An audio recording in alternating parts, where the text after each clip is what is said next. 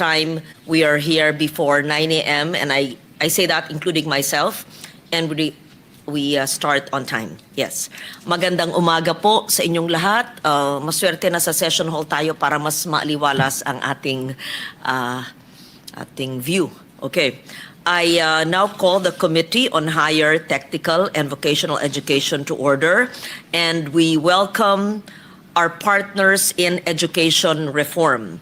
The Commission on Higher Education, led by Chair Dr. Shirley Agrupis. Good morning to see you po. again. Good morning. For the past how many weeks, we've seen each other quite often, right? In both private consultations, dialogue, in the Board of Regents, in the finance meetings, etc.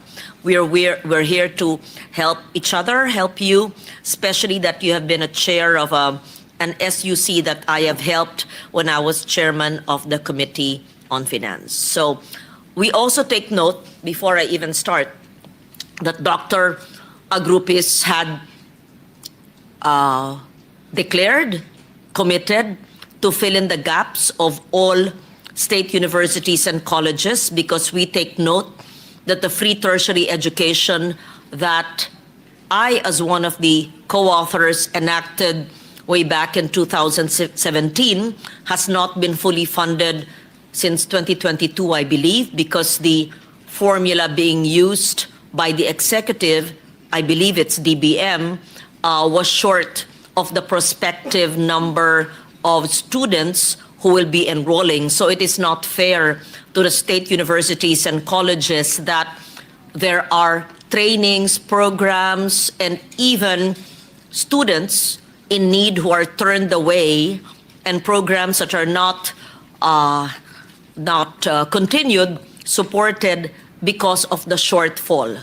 And that is around 12.3 billion, a part of which will come from the CHED, and we are very, very grateful for our not just cooperative but forward-thinking CHED Chair, Dr. Shirley Agrupis. I put this on record so that we start on a positive note, seeing how agencies of government can help each other, and so that this formula in computing for the number of students in state universities and colleges is corrected, revised, so that in 2026 it is corrected already, and the CHED would not have to use and fill up the gaps in the coming years. So we thank you for that, Dr. Agrupis. The Technical Education and Skills Development Authority, led by a former congressman from my region, but you're now in NIR, and EDCOM 2 Commissioner, now Secretary Kiko Benitez. We would like to hear, of course, what are your priority measures, if any. If it's not legislation that's needed, I think more than policies and legislation, it's really the implementation of our technical vocational programs and how they can be attuned or aligned with the employment opportunities in our country. We would like to hear from you as well. And the second Congressional Commission on Education, led by Executive Director, is he here, Dr. Carl Markey. Oh, you're there. Yes, of course, our very competent and hardworking EDCOM 2 Chair. Perhaps you can advise us on the priority measures that you want us to file, if I've not filed it yet. But I think I've filed so many bills already. It's a matter of prioritizing which should be heard first. The Philippine Association of State Universities and Colleges, I don't see Dr. Ronquillo here yet. Online, ma'am. He's online from BSU in Batangas, Dr. Tirso Ronquillo. Yes, hello. Are you online, Dr. Ronquillo? Kamusta po kayo? Magandang umaga po, Madam Chair of our new chair of the Committee on Higher and Technical Vocational Education, Senate, Senator Legarda. Magandang umaga po. We express our support to your chairmanship of the Committee on Higher and Technical Education. We are also thankful of your efforts in the past week since your assumption to office. You high-handedly attended the concerns of SUC, and we thank you for that, Madam Chair. Salamat po. Nasaan po kayo ngayon? Which campus? Nasugbu? I'm actually, Madam Chair, I'm now in Biliran Province. I will be speaking in a conference here Biliran. Opo, Biliran. Opo, sa Region 8. Biliran Province. Yes, State okay. University. Together with Senator Bam Aquino, we welcome you from Biliran. Kamustahin po kami sa mga taga Region 8. Senator Bam Opo. Aquino is here to join us. Thank you very much. The offer as Madam well. Chair, Yes. to attend on behalf of PASOK physically, I may introduce to you and our colleagues there, Dr. Bert Huga, the PASOK Vice President for NCR. He is there to attend physically and may possibly Yes. interrupt. I sent our position paper through him, and also Attorney Luciminda Rosales, our PASOK legal officer. They are there physically attending. Nandito po Madam Chair. sila. Okay, thank you very much, Dr. Salamat Ronquillo. po. We formally recognize the presence and we're grateful for the support of Senator Bam Aquino. Good morning. Morning. The Association of Local Colleges and Universities, led by Dr. Raimundo Arcega. Yes, kamusta po kayo? My first time to meet you. But we would also like to understand the creation of local colleges and the budgets given and the shortfall. Will this include only SUCs or local colleges as well? In my understanding, it's only the SUCs, but we will clarify that later. All other institutions and stakeholders present with us today, you will be recognized later on by the committee secretary. So at this organizational meeting, let us be reminded that we are here for one purpose, to ensure that every learner, regardless of their background or socio-economic circumstances, deserves the opportunity to build a dignified life through education. We aim to make quality education genuinely accessible and to align learning with livelihood, so that the knowledge gained in our classrooms translates into decent and meaningful work. This requires constant dialogue and commitment among all of us here today. And so we will begin with the briefings of CHED, then TESDA, to be followed by the discussion of 3 measures before us. But I'm not dictating this. I would like to seek your better judgment, and our vice chair, you're my vice chair, right? Our chair of basic education, Senator Bam Aquino. But these are the measures before us, extending the duration of EDCOM 2. Of course, we need Dr. Yee and his diligent team. Amending RA 10931, the Universal Access to Quality Tertiary Education, and the Local Universities and Colleges Governance Bill. So these are the measures, but give me everything filed so far under the committee, because we may amend it, yes. So before we proceed with the briefings, I'd like to request our committee secretary, Ms. Clea Di Nava, to acknowledge our distinguished resource persons. But perhaps even before that, we would like to request Senator Aquino to give an opening statement if he wishes to. Thank you. Magandang araw sa ating lahat. Good morning to everybody. Chairperson Shirley, TESDA SecGen Secretary Kiko, SecGen po, tama no? Correct, no? Director General, sorry. TESDA Director General Secretary Kiko. To everyone here, magandang umaga. We'd like to thank, of course, Senator Lauren for having this hearing. We know that the committee is in good hands with her, and alongside our other colleagues, we're here to really do our best to support and enhance RA 10931 and other concerns of our state universities, local universities, and even private universities in higher education. Alam ho natin na malaking bagay yung 10931 in previous years, but we also know that the implementation needs more support. No? Mas marami ho tayong mga reforma pa na kailangan gawin. Yung integration ng TESDA with our concerns and our goals for higher education needs to be better done. We do have a lot of concerns when it comes to our scholarships. In the last hearing with the SUCs, also well done by the Chairperson on Finance, and Senator Lauren was there. We expressed our concern about the lowering of the budget for the TES, or the Tertiary Education Subsidy, how it has gone down for the past 2 years.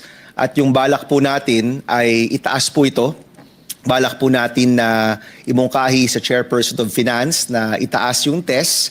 Siguraduhin na yung mga mahihirap na estudyante na nasa 4Ps ay mabibigyan ng tulong, gawa po ng TES. At yung iba pang mga estudyante na posibleng wala naman sa 4Ps pero nangangailangan rin ng tulong, ay maganda rin na nabibigyan ng tulong ng gobyerno mula po sa programang ito.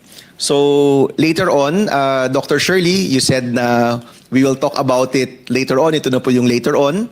Magandang mapag-usapan yung tulong-dunong, yung TES, yung iba pang mga scholarships ng gobyerno para maintindihan natin sino ba yung pwede mag-avail nito, paano ba mag-avail dito, at kung nabibigyan ba talaga yung mga nangangailangan. No?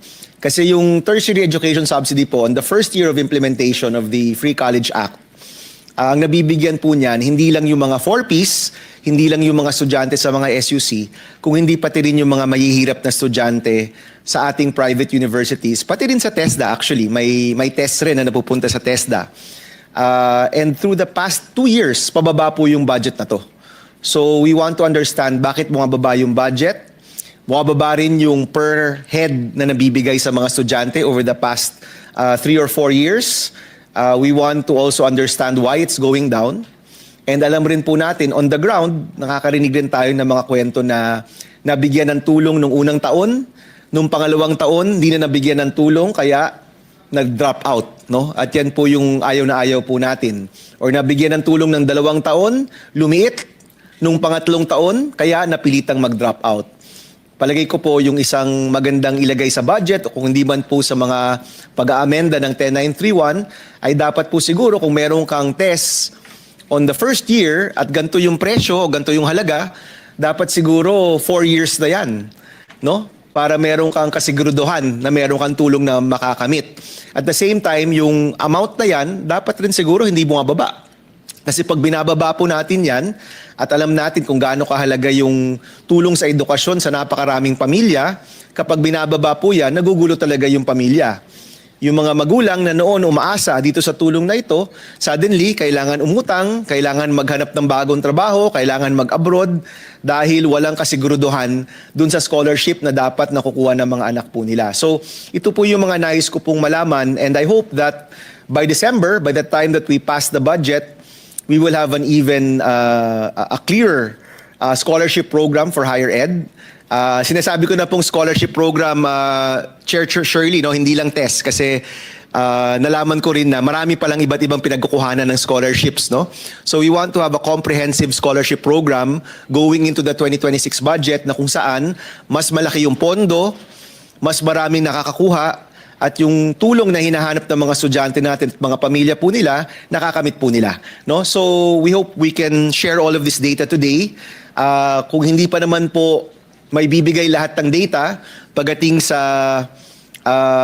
finance hearing on CHED, pwede na naman po doon natin pag-usapan. No? But magandang simulan na po natin ngayon yung proseso. Let's find out already magkano ba yung total na scholarships for higher education, saan ba ito nakaalat, sino ba yung mga dapat makakuha nito, at paano ito nakakamit. At kung patas ba yung pagkamit ng mga scholarships na ito. My primary concern is really with CHED, but if Secretary Kiko also wants to share how they do it in TESDA, that would also be very welcome. Because my understanding is that we intend to really bring together the worlds of CHED and TESDA for even closer coordination para marami pong choices yung mga kabataan natin pagdating sa higher education sa kanilang buhay. So yun lang po, Chairperson. Maraming salamat po, Senator Lauren. Thank you, Senator Bam Aquino. We take note of the decelerating amount for tests, but we also take note that there are CICA, congressional amendments, even senators' amendments. It's been demonized as insertions, but they're actually very good amendments where we amend and add in the national budget, the GAA, scholarships for college students, sometimes not through CHED, through Tulong Dunong or TES, but directly to the state university and colleges. So when the CHED explains later on their NEP budget that may be going down, we also take note of the amendments or the addition, augmentation that are done by both congressmen and senators so that they have scholarships in all 114 including UP, or selected state universities and colleges in the respective district. And I myself would say that in the past years, on my 4th term, I've endeavored to include additional budgets for state universities and colleges. It is called a Senate amendment, where I put 1 million or at least a little bit more, so 113 million in addition to the total General Appropriations Act.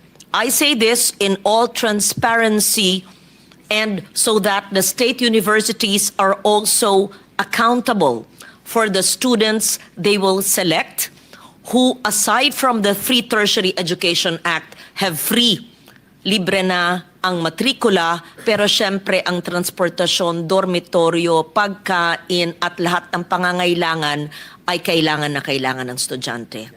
And it's good to include more scholarships, because I just came from Nueva Vizcaya State University when it was signal number 3 last Friday. And talagang lalo na yung mga katutubo na pamilya ng mga bata at galing sa bundok o sa iba't ibang IP areas outside of the province, walang matitirahan. Tumitira na nga sa bahay ng mga guro minsan.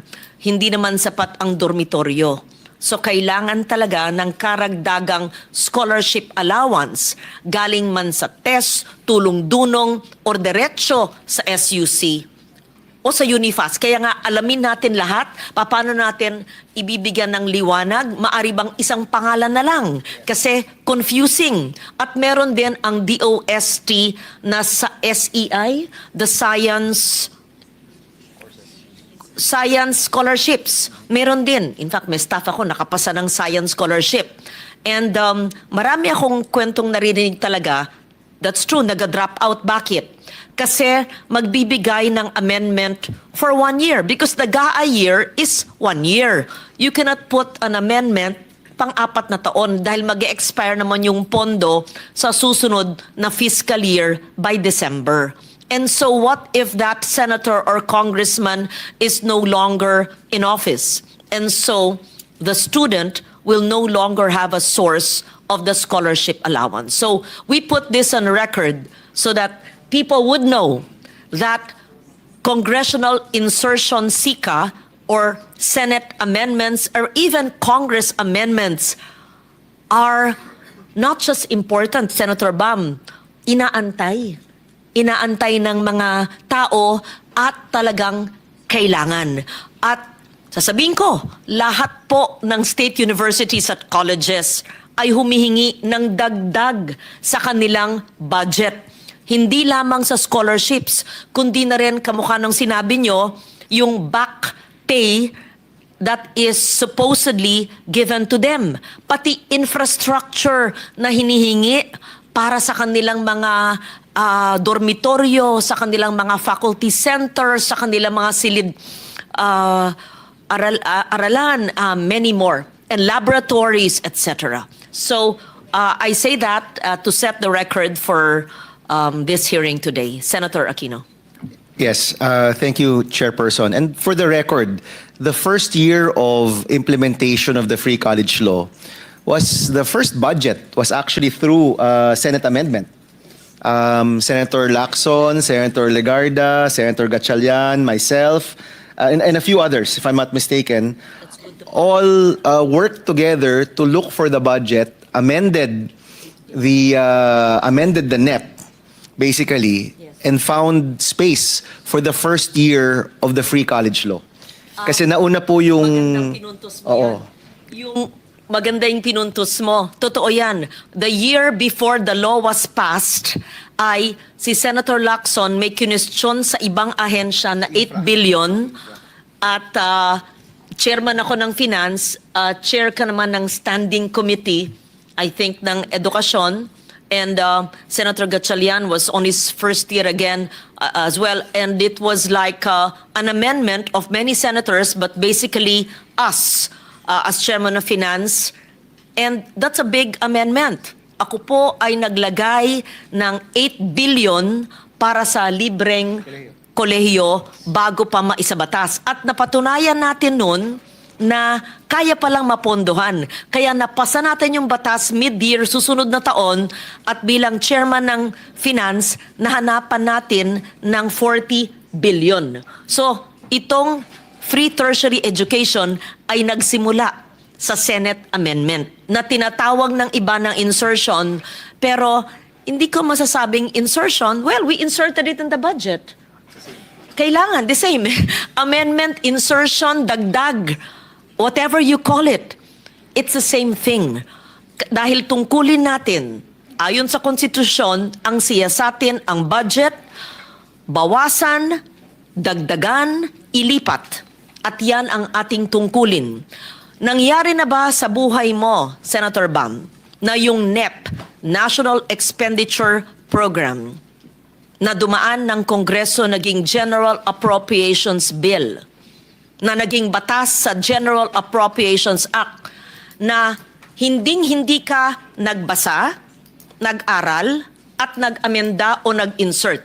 Sa ilang taon mo sa Senado, gumawa ka na ba, may taon na ba, na hindi ka nakialam sa budget at wala kang amendment and or insertion? Senator, actually, trabaho natin yan. Yeah, so ginagawa And mo in trabaho fact, mo. Yeah. pangako ko na po ito, even before joining the Senate, na itataas natin yung budget sa classrooms. Yes. Itataas natin yung budget for scholarships, yung TESD, kasi 2 years na po itong pababa. Popondohan natin yung feeding program ng DepEd na napakahalaga talaga.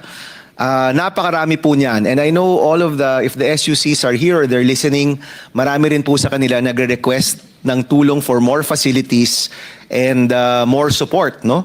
So, Chairperson Agrupis and I met many weeks ago, and sinabi ko na po yan sa kanya na we will do our best to increase the budget for scholarships. Itataas po natin to, ibabalik po natin to the 2024 level or even higher, because for 2025 and for 2026, pababa po ito. At hindi po yun acceptable sa akin at sa maraming senador na pababa yung scholarships natin. Itataas po natin yan, and we will make sure na mas maraming kabataan ang makakakuha ng tulong. And yan po ay pag-amendya. We are changing the budget because may nakikita po tayong mas mahalagang bagay, at yun yung pagtaas ng mga pondo na pwedeng makatulong sa mga kabataan natin. Thank you very much for helping me clarify para mabigyan ng kaliwanagan ang issue ng Congressional Senate amendments na tinatawag ng iba ng insertion. Pero mula nung simula nung panahon ko hanggang ngayon, ang tawag ko amendment eh. Kasi yun ang tamang salita. Kung saan man along the way NEP to GAB sa House, naging congressman ako 1 term. Or GAB to GAA, Senators Amendments. Lahat yan, ini-insert sa budget kasi hindi naman yung original budget ang magiging batas. So lahat yan, in a way, pag maluwag ang salita, insertion, pero actually, ang tawag sa kanya, amendment. Yun, para maliwanag. Senator Bam, before we ask them to present as well, I'd like to put on record, in my understanding, the more than 255 billion that was taken out of the flood control budget in the House of Representatives was allocated to what they believed to be more important utilization of resources. However, the state universities and colleges advised me that hindi po naisama ang mga SUCs sa pag-allocate ng budget. So it looks like you and I, along with our colleague Senator Sherwin, with his permission as Chair of Finance, would have to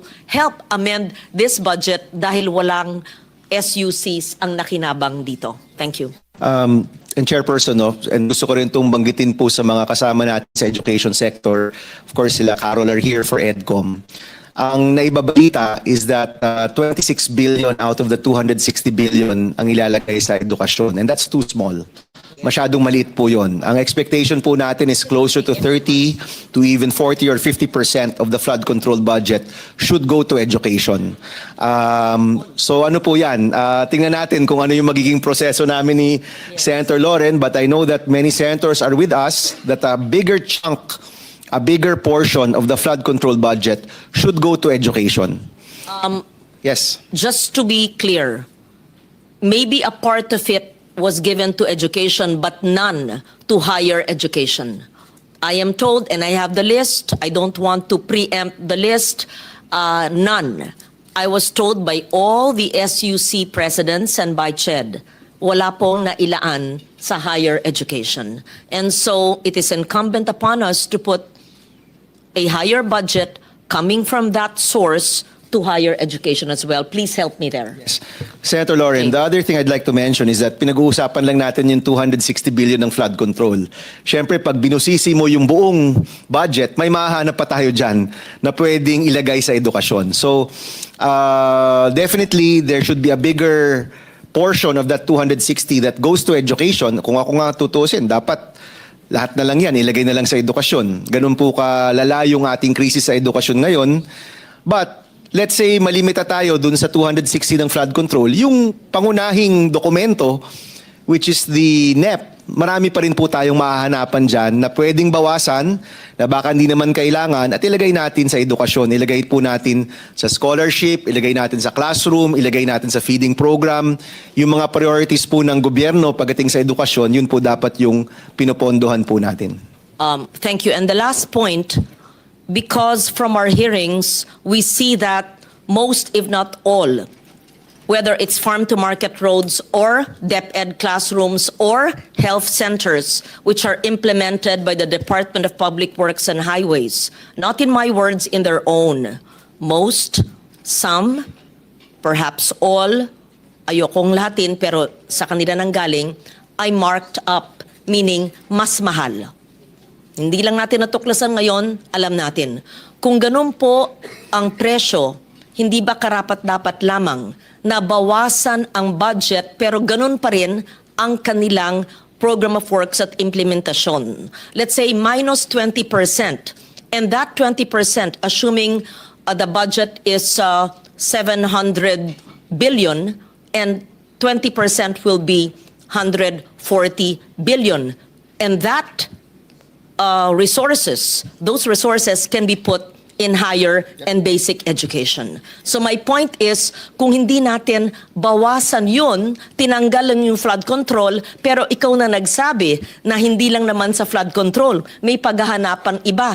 Paano yung FMR? Paano yung mga health center na inaamin lang hindi umaandar at ibang overpriced? Paano pa yung iba na overpriced? So hindi dapat tanggalin yung FAT, at yung FAT na yon ilagay sa basic services, sa edukasyon, both basic and higher ed. So I put that on record, and we will hear now the opening statement of CHED and TESDA as well. So I put that on record, the 2 points. I believe it will be the Senate's position that the 255 billion higher education must be given as well, and perhaps a bigger portion for basic education. And second, when we skin or take out the fat from the possible sources of corruption, hindi ko po linalahat, we're not prejudging, but it came from the output of the hearings, then perhaps to avoid corruption,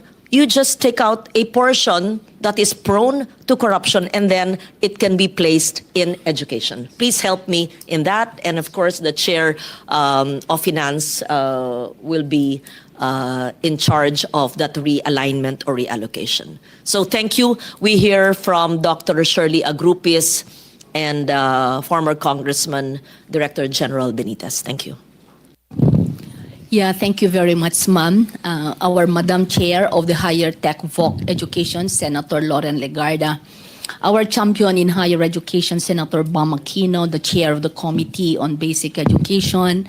Distinguished members of the committee, our data advisor, EDCOM 2 Executive Director, Dr. Carol Markey, CHED's partner for the seamless education pathways for every Filipino learners, TESDA Secretary Kiko Benitez, our higher education support group, of course, I should not fail to mention the Department of Budget and Management, and our academic community partners, both in the government and private HEIs, para sa matuwid na daan. Magandang umaga po sa inyong lahat.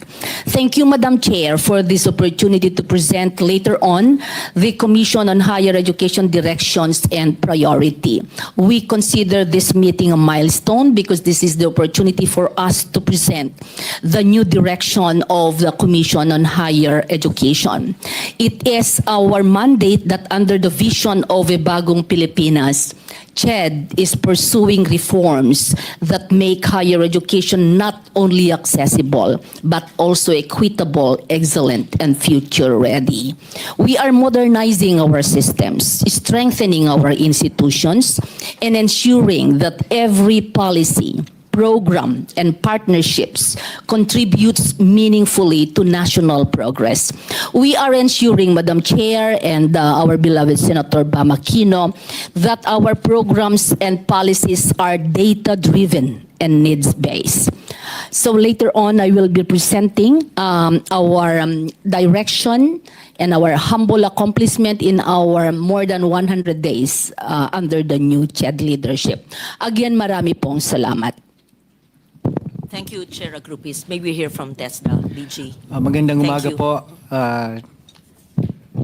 Chair Legarda, Senator Aquino, to all the education stakeholders and partners here.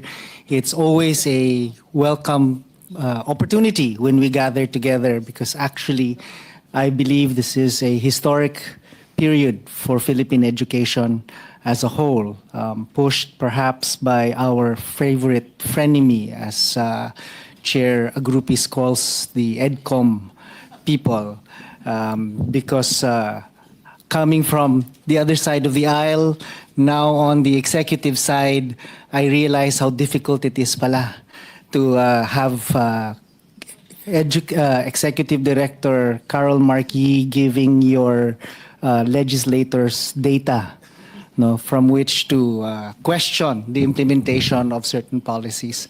But certainly, TESDA is an active proponent, no, of all the education reforms, and as a what's the word, foregrounding, I suppose. Sa lahat po ng education agencies, kami po ang pinakamaliit na budget. At needless to say, if we are talking about TES specifically, it often feels like DBM forgets that we are also part of tertiary education. So we are hoping and we're grateful that this year, for next year, that Department of Management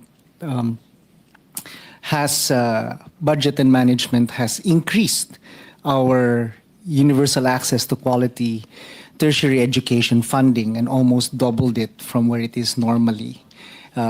However, I would like to flag that given the data and the demands from our favorite frenemy, even that mom is insufficient, no, to address the universe of those that might otherwise be able to benefit from free TVET in tertiary education. I will be presenting at some point after Chair Shirley, of course, the general terrain of TESDA and TVET in the country, and I think many of the questions that Senator Aquino had will probably be already at least touched on, if not explained in the presentation. So I look forward for this morning's hearing.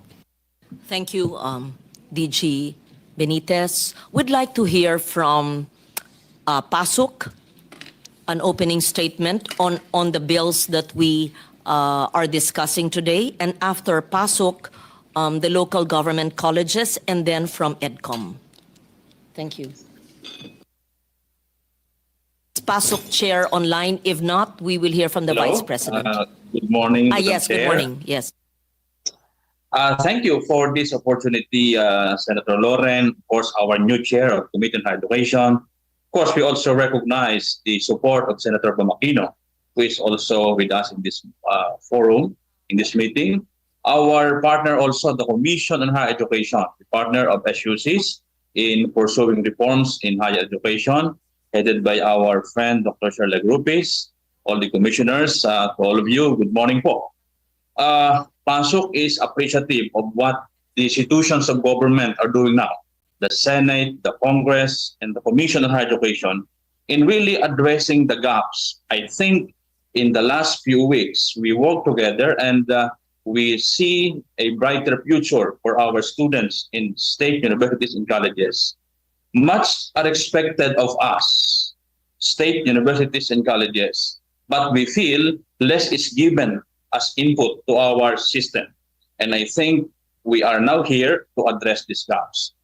On the bills sent to us for some revision, PASOK is appreciative of this opportunity to give our comments, and in appropriate time, we'll be discussing one by one our position on several measures as proposed by the Committee on Higher and Technical Vocational Education, particularly on the possible extension of the EDCOM 2, the creation of the Permanent Education Cabinet Cluster, and some possible revision or amendment of the universal access to quality tertiary education.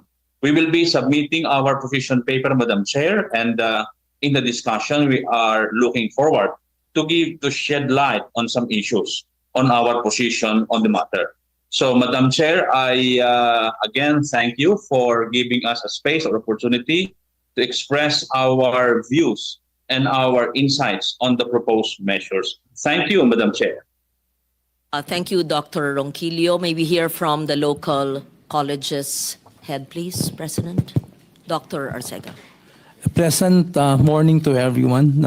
Thank you so much for inviting local colleges in this deliberation where we find the UNIFAS free education, EDCOM 2 and 3 creation, and so with the Governance Act for LCUs, very critical for us. We tried to reconcile, Madam Chair, the proposed bill, that of Senator Lauren Legarda, Senator Gatchalian, Senator Escudero, and Senator Hontiveros. We find some differentiating provisions, but we're happy to see most unifying provisions.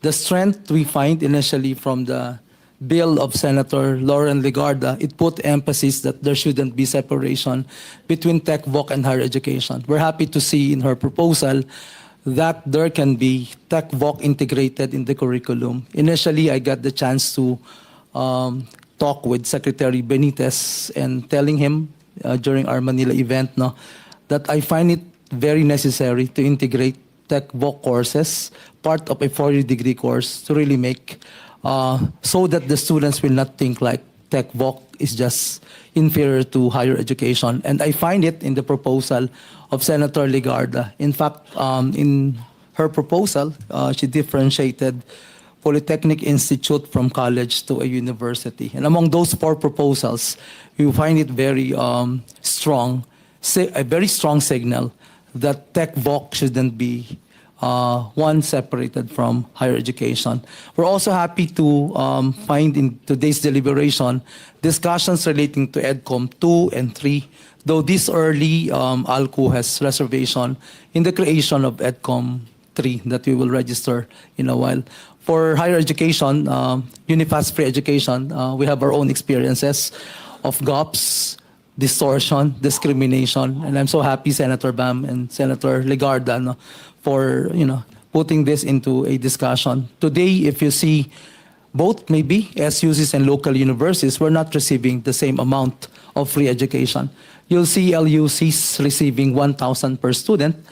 You see naman other LUCs with 25,000 and then 30,000. We have 13,000. How can we expect to have quality education, relevant, inclusive, and equitable if the amount of free education provided to LUCs is not the same? So I find this session a very enlightening session for us to share with you and to support the claim of Senator Bam that many have been forced to leave schools because they cannot sustain their enrollment in local university.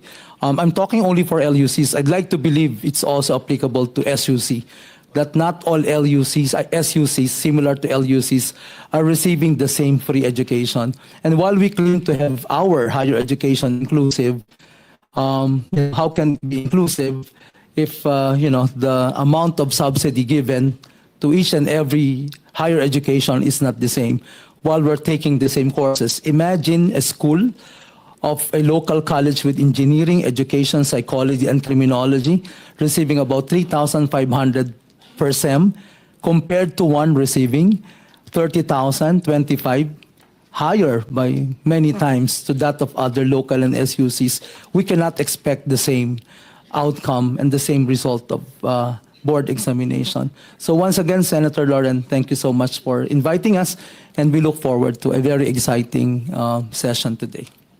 Thank you very much.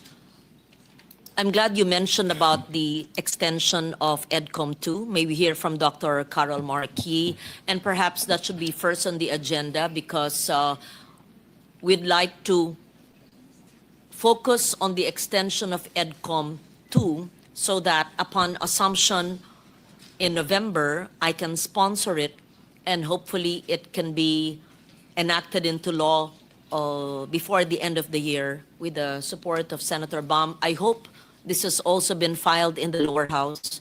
Yes, and I hope it should move there as well so that we finish everything before December. Thank you, Madam Chair. We're lucky to have both our co-chairs of EDCOM here, Senator Bam and Senator Lauren, in roles also as chairs of the respective committees on education in the Senate. We'd also like to acknowledge that Chair Legarda has filed 7 of the most critical bills in higher education that was proposed and agreed by the EDCOM commissioners, and 3 of which we will discuss today. The amendments to RA 10931, particularly on the tertiary education subsidy, the Lux Governance Act, and also the EDCOM 2 extension. The other critical bills include the amendments to the charters of CHED and TESDA, which were actually birthed from the first EDCOM in the 1990s. Kaya pareho po silang 1994. There have been a lot of developments, a lot of changes in the context of our education system and our learners that are not as responsive anymore in terms of the current charters of both agencies, which is why after the hearings with CHED and TESDA by EDCOM, it was decided that such amendments will be filed, and we are grateful for the leadership of our co-chairs in filing these bills. I think we also just want to highlight the importance of the budget as was discussed by our co-chairs. Pong compounded deficits talaga sa education system natin, sa basic ed at sa higher education at sa TechVoc. At kulang po talaga yung 27 billion kasi sa classrooms pa lang, napakarami ng backlog na kailangan pong tugunan.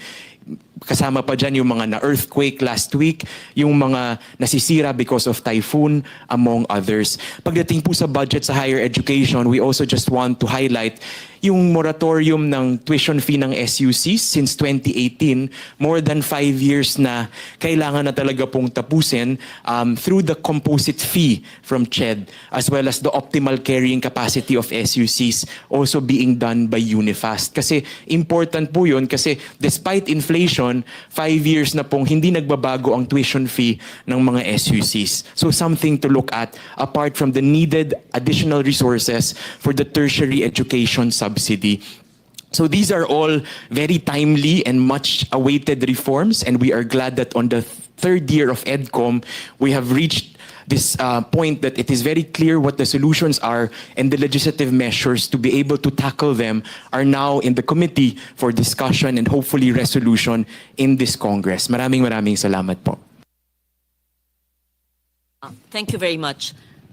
The committee secretary will take note of all of those who are present here today, after which we will hear the comments on the extension. First, we do the EDCOM extension. Then after this, we can do the committee report for the extension of EDCOM 2. Then I can sponsor it, not on Friday, in November. Yes, but first, all those who are present online and present here live. Thank you. Thank you, Madam Chair. We would like to acknowledge the presence of our distinguished guests and resource persons. From the Commission on Higher Education, we have Dr. Shirley Agrupis. We also have Commissioner Dr. Desiderio Apag III, Dr. Marita Canapi, Commissioner, and Attorney Cinderella Filipina Benitez Haro, Executive Director.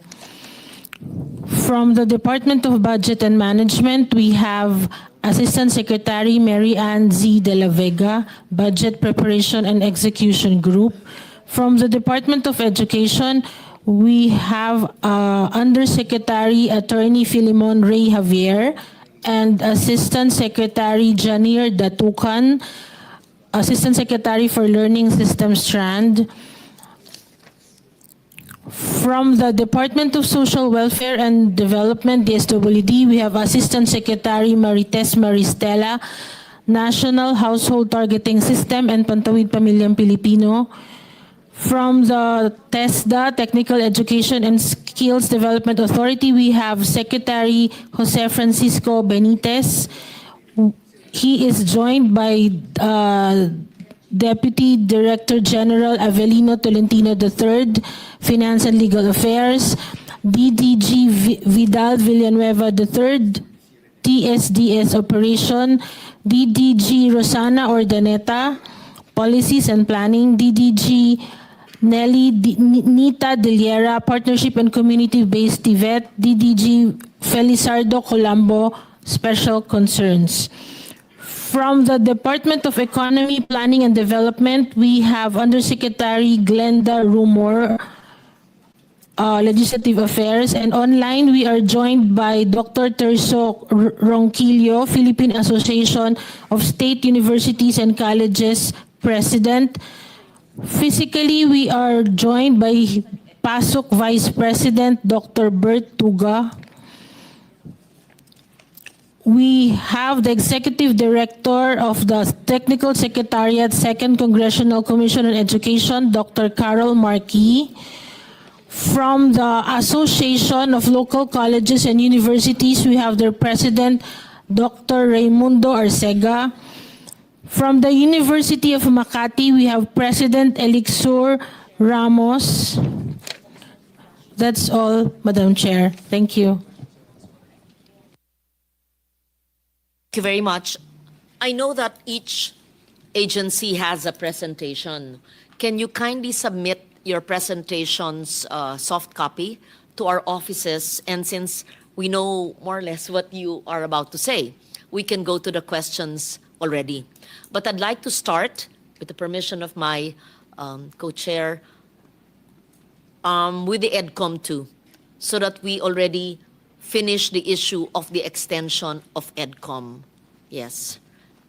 Give us, please, Dr. Yee, the justification for the extension of EDCOM 2, and are all the outputs of the present EDCOM already shared with the institutions that need to know it? Yes, And ma'am. what are the actions, recommendations that need to be taken to effect the recommendations? Right. Thank you. Thank you, ma'am. So, based on RA 11899, the mandate of EDCOM is for 3 years to do research and then to propose policy recommendations and legislative measures that will address the learning challenges faced by our students from early childhood all the way to higher education. As you know, I believe most of you have gotten copies of the reports and the studies. For the past years, we've been releasing annual studies of EDCOM and have also put forward a lot of the legislative measures that were informed by these studies, and many of them have been turned into law, some of them still in the pipeline for legislation, currently being heard by respective committees in the Senate and in the House. In terms of the final report of EDCOM, which will be released this December based on the law, we are on track in terms of submitting the National Education Roadmap for the next 10 years in terms of priority targets as well as resource allocations to address the learning difficulties faced by our students with a focus on early childhood and key stage 1 as well as the inequities that are in our system, as we have noted, for example, in higher education and in TVET. Now, the wisdom of our legislators and commissioners in EDCOM is that while we will finish all the duties of EDCOM in relation to the studies, the the filing of the bills will still take time to complete in order for them to turn into law, as well as for oversight so that the implementation of the executive side in terms of the policy recommendations to be completed faithfully and also to be resourced strategically still needs to happen. And therefore, the extension of 1 year will allow us to do both, to finish the legislative measures that are still in the pipeline, and second, to ensure that there is continued, consistent oversight that takes advantage of the, I would say, maybe the expertise of our standing committees, advisory council members, as well as the data that we have accumulated so far to inform the strong oversight to ensure that all of the executive recommendations are implemented by our colleagues in DepEd, CHED, and TESDA. I'd also like to highlight though, noong 1994 po, pagkatapos ng unang EDCOM, ang kahirapan po nila, may resistance ang executive branch sa proposals ng legislative branch. Kaya hindi lahat ng proposals ng EDCOM 1 natupad. Meanwhile, in our context, we are very lucky that with Sec Sunny, Sec Kiko, and Chair Shirley, there is real partnership and collaboration. And so, minsan pa nga po, kahit hindi pa nababatas, naayos na yung reform from the side of the executive branch. It's really taking advantage of this window of opportunity where there is single-mindedness about what the priorities are and what needs to be done urgently that we would like to take advantage of for 1 more year to ensure that it is seen through given the severity of the challenges that we have uncovered in the last 3. Maraming salamat, ma'am. Thank you very much. Let me just put on record as well that the budget of EDCOM is never included in the National Expenditure Program, even if it is created by law. Again, the good work of EDCOM is due to a budgetary amendment in the Senate, what outside of the halls of Congress people call insertion. So ang sweldo, ang pag-aaral, research, at lahat ng ginagawa ng EDCOM na napakagaling at ang matulungin sa aming lahat is due to an amendment which is called an insertion. At kung pinagbawal yan, na hindi dapat ipagbawal dahil nasa Constitution yan, yan ay Article 6, Section 24 ng Constitution, basahin nila, lahat ng appropriations, kailangan ang Senado mag-propose, or concur with amendments nakalagay yan. So para lang maliwanag, tama ba ako, Dr. Yee? Yes, Kung ma'am. hindi kami mag-a-amend, o sabi ni Senator Bam, mag-insert, Yes. paano na kayo? Yes. Totoo po yan, ma'am. Kaya nga, hindi kami nasa humihinga NEP ba hanggang kayo? January Nasa NEP? pag lumabas yung GAA. Were you in the NEP Never, of never, ma'am. 2025? Wala po. So Wala paano po. na ang sweldo nyo pag hindi i-insert ni Senator Bam? Yes. And as you know, ma'am, we faced that challenge early this year also. Kaya po Yes. talagang may proseso. And the support of the leadership from the legislative side is critical to make our work possible. Yes. Dr. Yee, are you asking then the senators present here to amend the budget? If we pass it into law, and that's the extension, both houses, it's not in the NEP of 2026, then we would have to, To insert Okay. funds to ensure that the operations of EDCOM can continue yes. next year. Okay. Because it's not in the NEP. So, yes. Questions on the extension Yes. of EDCOM too. Thank you.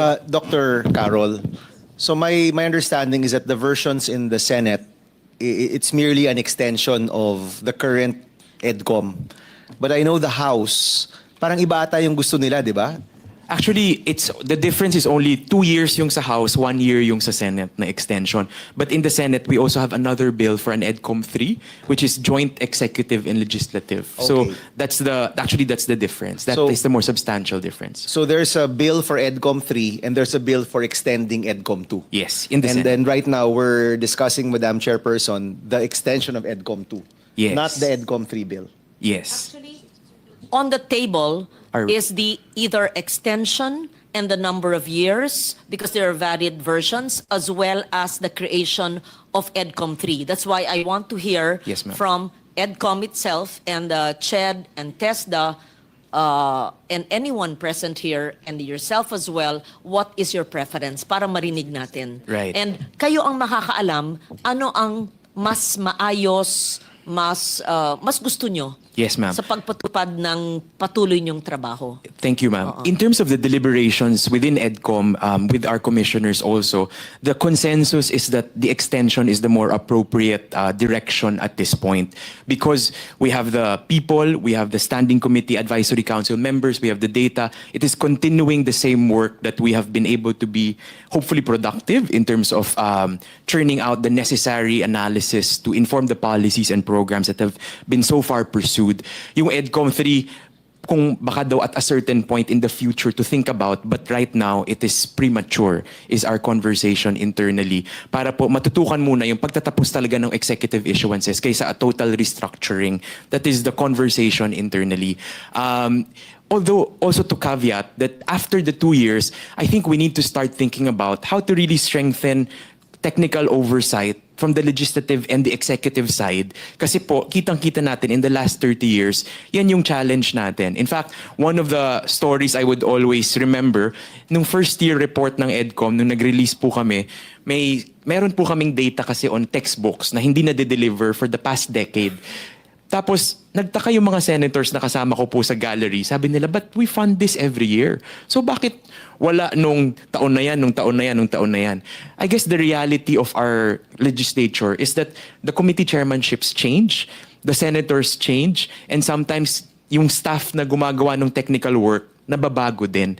Kaya yung institutional knowledge on a year-to-year, madalas hindi na pagtatagpi across decades. Kaya minsan, may mga bagay na nakakaligtaan. Kaya, I guess in the long term, something to think about after the extension of EDCOM is how to sustainably strengthen and ensure that there's institutional knowledge in terms of building that base of information as well as expertise in the sector to ensure continued strong work from the legislative in partnership with the executive. Siguro yun lang po yung caveat.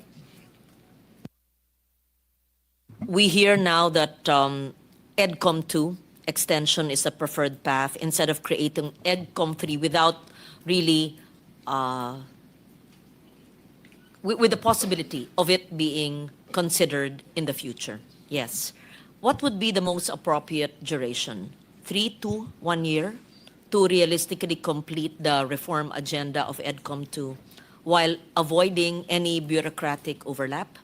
Yes, ma'am. I believe 2 years might be ideal because 3 years naman will also, magulo na po yung third year kasi po marami ng ibang nangyayari. So 2 years is sufficient time just to match the pace of the executive branch in making sure that there is real partnership and that everything is working in lockstep. Thank you. Okay. Extending EDCOM 2 could ensure policy continuity, but just so that I put it on record, could it also blur accountability if its functions overlap with the executive bodies? And this is what we want to avoid.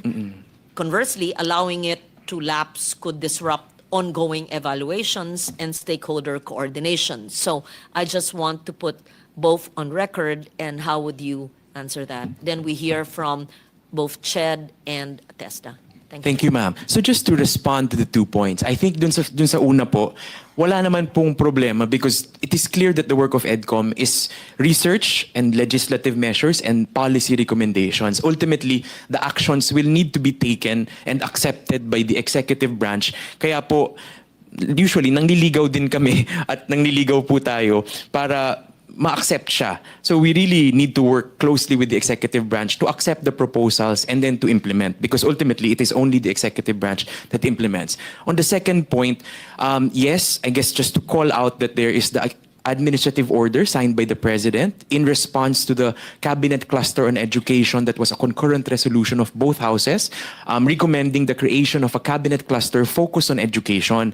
The President since released AO 36 series of 2025 to create that Education and Workforce Development Group composed of the secretaries of DepEd, CHED, TESDA, but including now DepDev, DOLE, as well as DMW. So there will be oversight which the President himself will oversee as chair of this group, but that is from the executive side. And the function of oversight in the executive and legislative can coexist because it is both a responsibility of both branches of government anyway. So also, perhaps no overlaps there, but in fact even greater synergies, because it is the same data set which we could both discuss, deliberate, and figure out what best ways to move forward to address challenges faced. Thank you. We'd like to hear from DepEd as well. Yes, Yusek Javier. So, DepEd, CHED, and TESDA, can you please give us your comments on specific reform areas or implementation gaps, if any, that would most benefit from the continued oversight work done by EDCOM 2? May I have your comments, please? Yusek Javier first. Yes, good morning, Senator Lauren. Good morning, Senator Bam. With respect to the extension of EDCOM, of course, we respectfully defer to Congress. But I'm here, Your Honors, to register DepEd's support for the extension of EDCOM. The data gathered by EDCOM from different agencies have assisted the Department of Education in shaping its policies. In fact, Your Honors, EDCOM is also instrumental in linking together the educational agencies in the Philippines, that is TESDA, CHED, and DepEd. In fact, just recently we had a historical first joint MANCOM with the three agencies, culminating or the coordination between these three agencies, and that's because of the help of EDCOM. Extending EDCOM's life, Your Honors, will ensure the continuity of the efforts, the gains that already been obtained will also be maximized. So for us in DepEd side, Your Honors, we support the extension of EDCOM life. Especially now that EDCOM and the three agencies are coordinating well, I think we can continue and we can see through the recommendations of EDCOM. In the past 3 years, the data were gathered, researches have been done. I think in the next year or two, it is now time for EDCOM to monitor the implementation of the recommendations, Your Honor. Thank you, Undersecretary Javier. How about Dr. Agrupis? Which of the versions of the bill on EDCOM would you, as CHED Chair, prefer? Yes, good morning, everyone. Again, on the part of the Commission on Higher Education, we fully support the extension of EDCOM 2 because overwhelmingly, the data that is being generated by EDCOM is really very helpful to us in terms of planning and setting priorities. We have started using the data generated by EDCOM 2, and it is very helpful for us three in designing a seamless pathway to make sure that no one is left behind in the field of education. So truly, CHED supports the extension of EDCOM 2 so that we will make sure that whatever policy that have been generated as an output of their data will be cascaded down and monitored. Thank you. Take note of that. Thank you. And DG Benitez, please. Thank you very much, Madam Chair. I would like to echo Chair Shirley and Yusek of DepEd that TESDA as well fully supports the extension of EDCOM to at least for 2 years, right? I think between the 1 year and the 2 year, 2 years is probably a better length of time to ensure continuity of what they've done. As a former commissioner and principal author of the EDCOM 2 law myself, it's very clear that the data-driven studies that EDCOM has generated created the conditions through which the three agencies looked out of our own little silos and bureaucratic concerns, ensuring a much healthier education system. No, so I'm hoping, yes, Madam Chair, also for the record, na maligay po sa GAA ang budget ng EDCOM. At that sana naman po mapadami pa ang kanilang mga studies na pwede nilang magawa on behalf, in fact, of the system as a whole, beyond the three agencies that handle education in the country. They have been very useful They have brought to light things internal to the agencies that the agencies may not, in fact, have realized to begin with, as well as allowed us to see the possible deficiencies and obstacles in the proper coordination so that the system actually works as a whole. And if education system works as a whole, the Filipino people can only benefit. Thank you very much, Madam Chair. Thank you, Secretary Benitez. May we ask Dr. Yee, did you submit a formal budget proposal to DBM? And why were you not in the NEP when you're existing?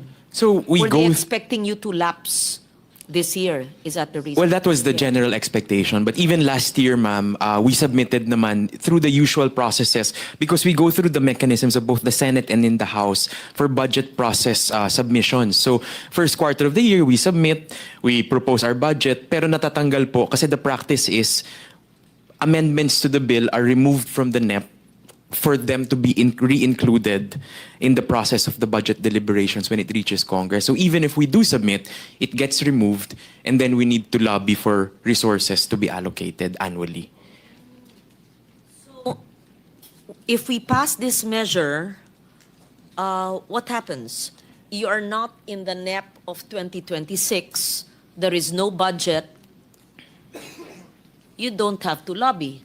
We have to amend it, right? Yes, ma'am. And give us what's needed. Yes, Can you ma'am. give us, just so that it's transparent, an estimate amount needed? Because yung cost, wala sa panukolang batas. Nandun lang yung tanning para din makita, tas reflect nag-insertion ng dalawang chair. Yes, para maliwanag. Yes, ma'am. So Magkano ang kailangan nyo? usually the practice is that the funding for EDCOM is divided in the House of Representatives and in the Senate, so that both houses contribute to the work of EDCOM as a joint congressional body. see. But the total amount is 116 million for 2026. 116 Yes, po. divided by 2. Yes, po. Okay, and just give us the breakdown, please. Maybe Yes, not now yes. if you have it. Yes. These are salaries. You don't need infrastructure, right? No, you ma'am. need building. You have an office in both houses. Yes. These are consultancies. Yes, po. And Are all your research people- studies commission. Research. Yes. Yes. And it's good to know that you have partnerships, right? Yes. Because you really can't get permanent plantilla people. No. Hindi kaya yon. You have ongoing memorandum of understanding and agreement. Yes. Anong diferensya ng MOU at MOA ninyo with various institutions? Yes, ma'am. Research organizations, international partners, to support your policy studies, your consultations, and your capacity building initiatives. Yes, ma'am. So these collaborations are essential in sustaining evidence-based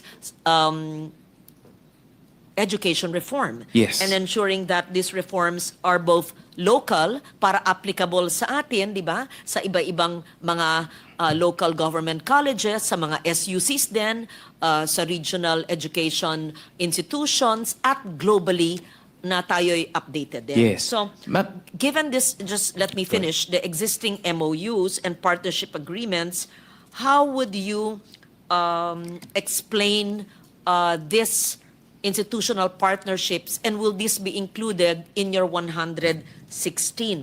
Are these funded by the partners that you have? Yeah. Yes. Okay, then proceed with your Sorry, answer, ma'am. please. Yes, ma'am. So actually, when we started our work 3 years ago, it was clear that because of the volume of issues to understand and tackle deeply, we would not be able to do that just from within EDCOM and within the resources that were given to us. So what we did was to actually partner with universities like La Salle, Ateneo, UP, PNU, among others, and a lot of civil society organizations. So in fact, I would like to think of EDCOM more than just a legislative body.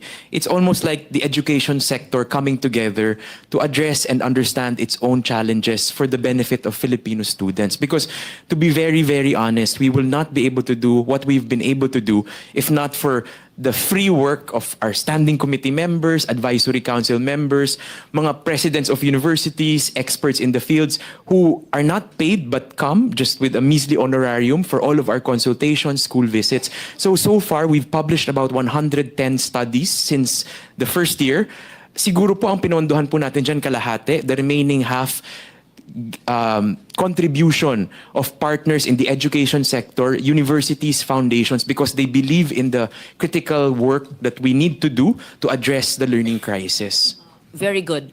I will link you, if you're not yet connected, with the Department of Foreign Affairs so that they know in all their jurisdictions saan may grants Yes. or even experts. Ang dami niyan natutulong sa inyo. Pangalawa, well, I just arrived a few weeks. I visited Singapore just for a few days for a Lee Kuan Yew exchange fellowship, and they would be more than willing to help EDCOM. Third, I think I already connected you with the Asian Institute of Management, Yes, ma'am. AIM, who can help you also with AI, blockchain, and data analytics, etc. And fourth, the Zoological Society of London has the Nature Campus, and they really wanted to have our educators here be present there and to do science collaboration. So there's so much international linkages that can be done, and I'm sure you can do that in the next 2 years. But perhaps explain to us more. Sino na ang inyong institutional partners? What countries, what institutions do you already have who are already assisting you? Are you able to tell us at least the top 3? And these are, how are they influencing the kind of work that you do? Yes, ma'am. I'll also add, because I know that you are a strong supporter of the Philippine Studies Program in SOAS in London. Actually, a lot of the resources that we have historically, like primary references during the first years of the Philippine education system in the early 1900s, a lot of the materials are actually in the University of London because it was shipped there by ambassadors who were stationed here. So in fact, some of the resources, historical references on Philippine education, non-existent in the Philippines, are in libraries abroad. And so one thing that maybe we could request for your support, we need to digitalize all of these historical references because we need to support honest-to-goodness scholarship of Philippine education studies and reforms. And we can only do that with these primary references. And some of them in Madrid, some of them in Washington, D.C., the rest in London. So that still needs to be done po, just to put that on record. Just kindly list the institutions where you need to utilize or request for their digital copy of research and files and studies that they have. Yes. You don't have to pay. We'll request it through the DFA to our respective offices. Second, I'm glad you mentioned the Philippine Studies Program, which I actually started it just as an idea in 2016, just in SOAS, because we were the only Southeast Asian country without a course on the Philippines. Yes. And the reason I asked them was, why not? Because they don't know much, or they had materials, but there was no support from government. Masakit yun. I said, now you have support.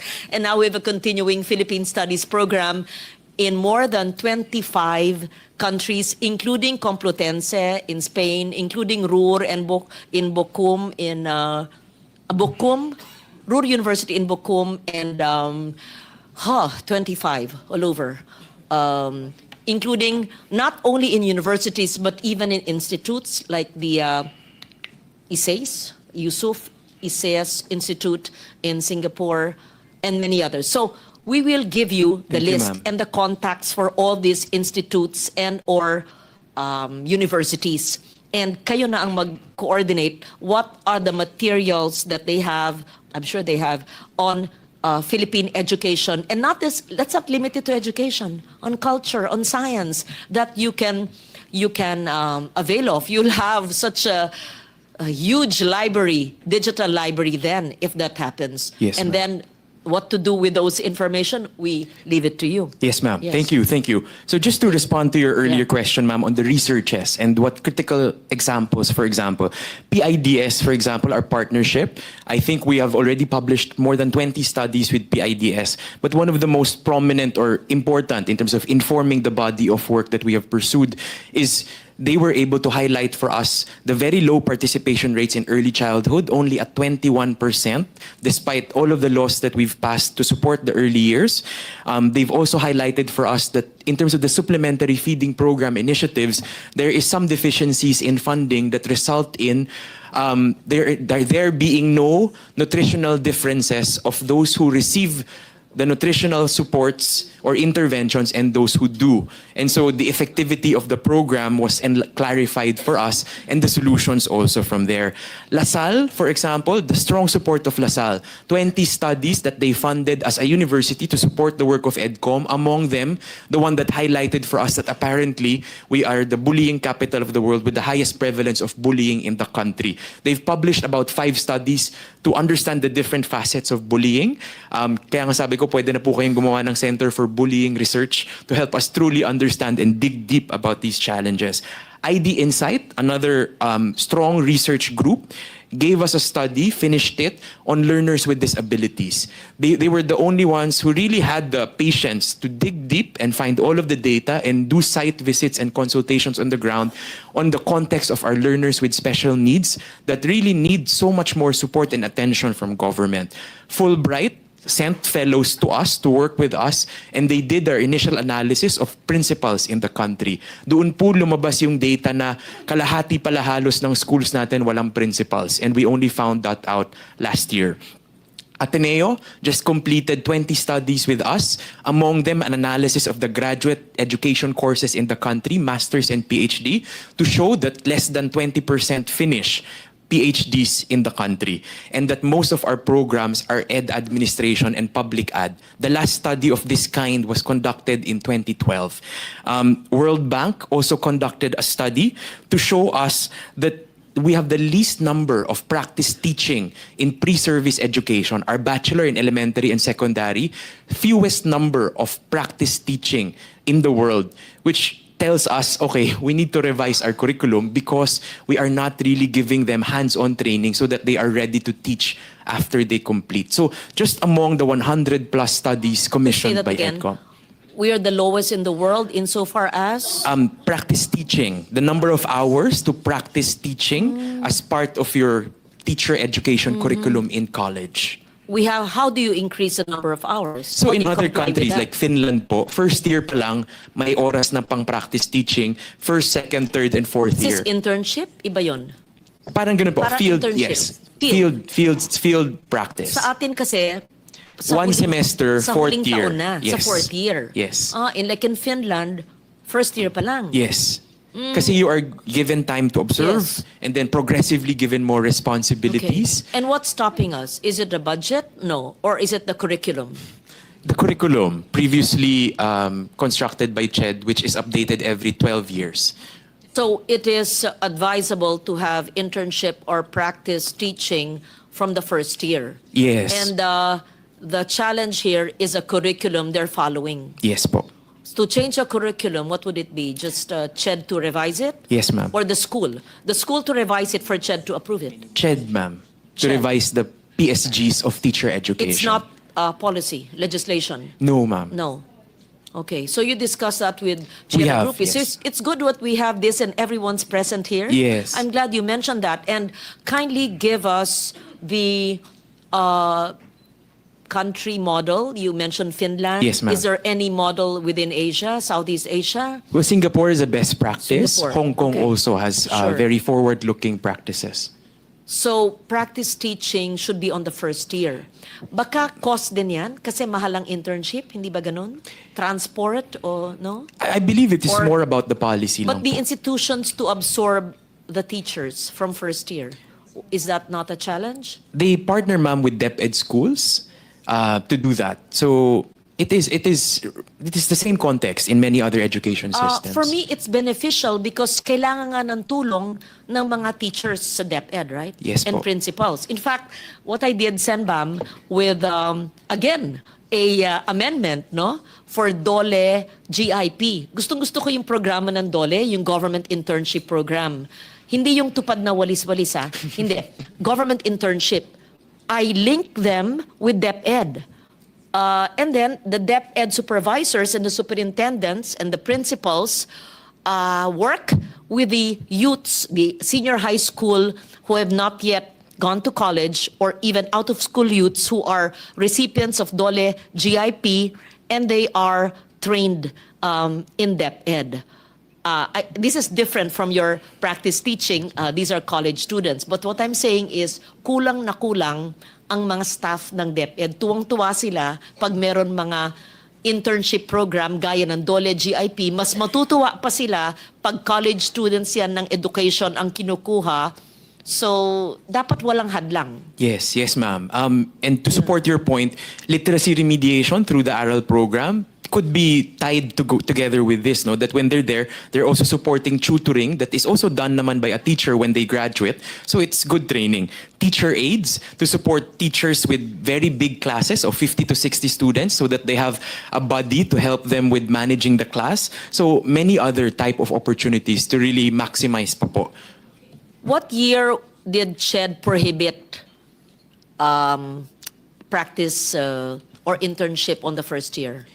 Hindi naman po prohibit, but they just did not put in the guidelines that there should be or that there is as Baka naman minimum hindi ang CHED, standard. hindi lang ginagawa ng mga eskwelahan. Why does it have to be CHED approved? Because CHED po prescribes the minimum guidelines for the curriculum, and usually it is filled to the brim for each year. So if you put additional courses, wala na pong paglalagyan ng kurso. No, it's the sa minimum, ibang-ibang but taon. it did not say na bawal. So nasa eskwelahan na yon na maglagay ng so these are additional hours? It will require additional hours. So pag puno na po yung semester na dinesign ng CHED na minimum, wala naman pong ibang paglalagyan yung mga schools kasi punong-puno na siya ng subjects na kailangan nilang aralin.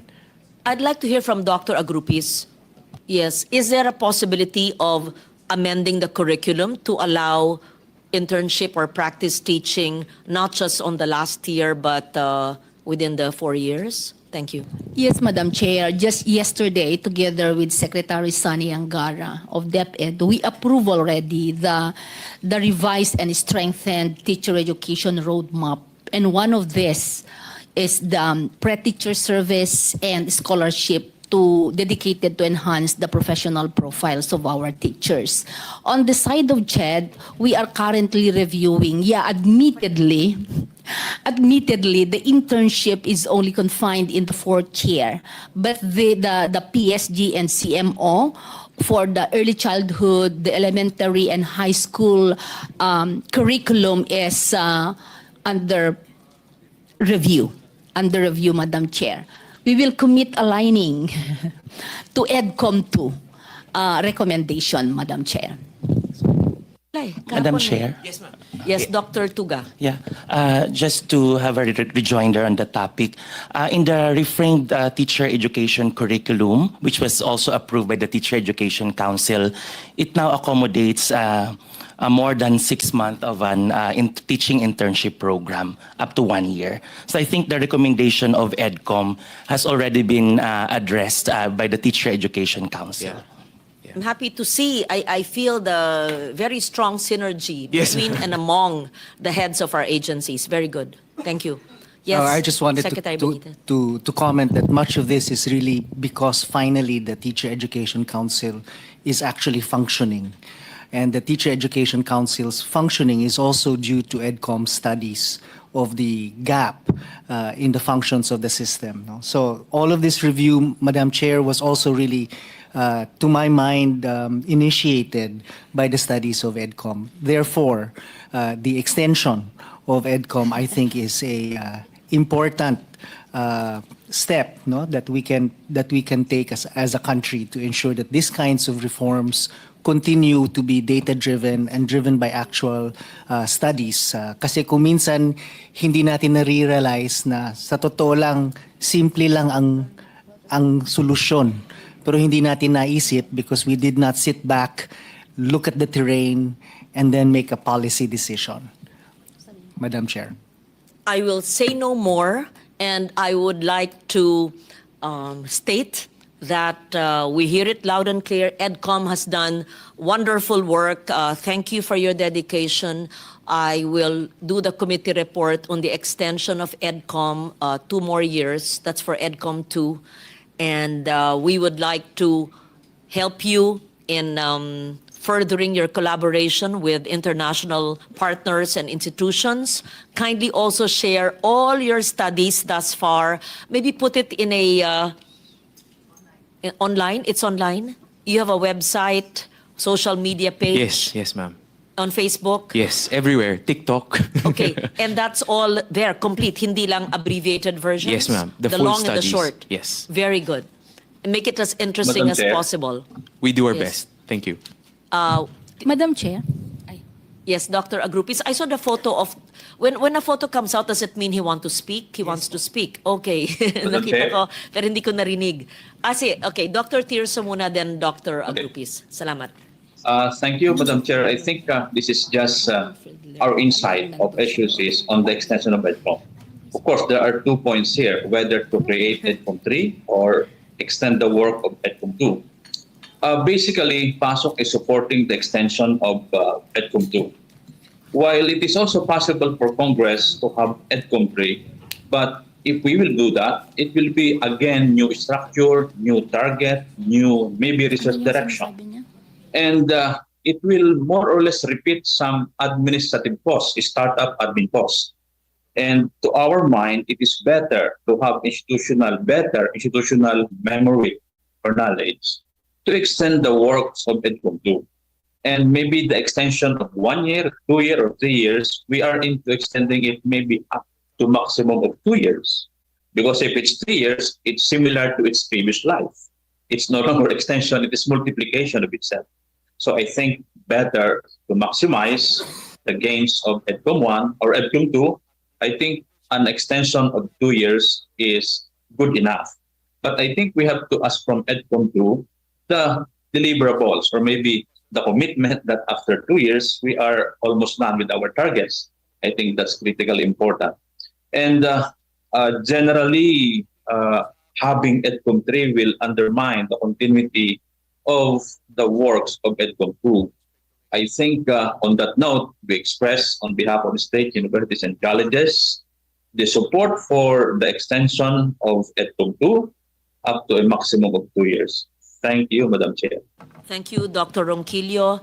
And the last to speak will be Dr. Agrupis, and we proceed to the next bill. Thank you. Yes, thank you very much, Madam Chair. I mentioned earlier that all the PSG and CMOs related to education is under review, and I would be remiss if I will not update the committee here, especially Chair Lauren and Chair Baum, that our technical panel already instituted the field learning as early as first year. Salamat po sa inyong lahat. And are there any other comments? And yes, Dr. Arcega.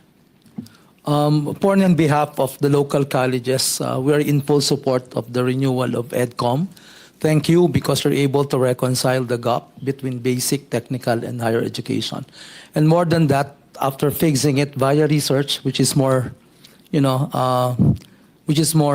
stronger, right? The decisions of the education agency became more sustainable and became more futuristic.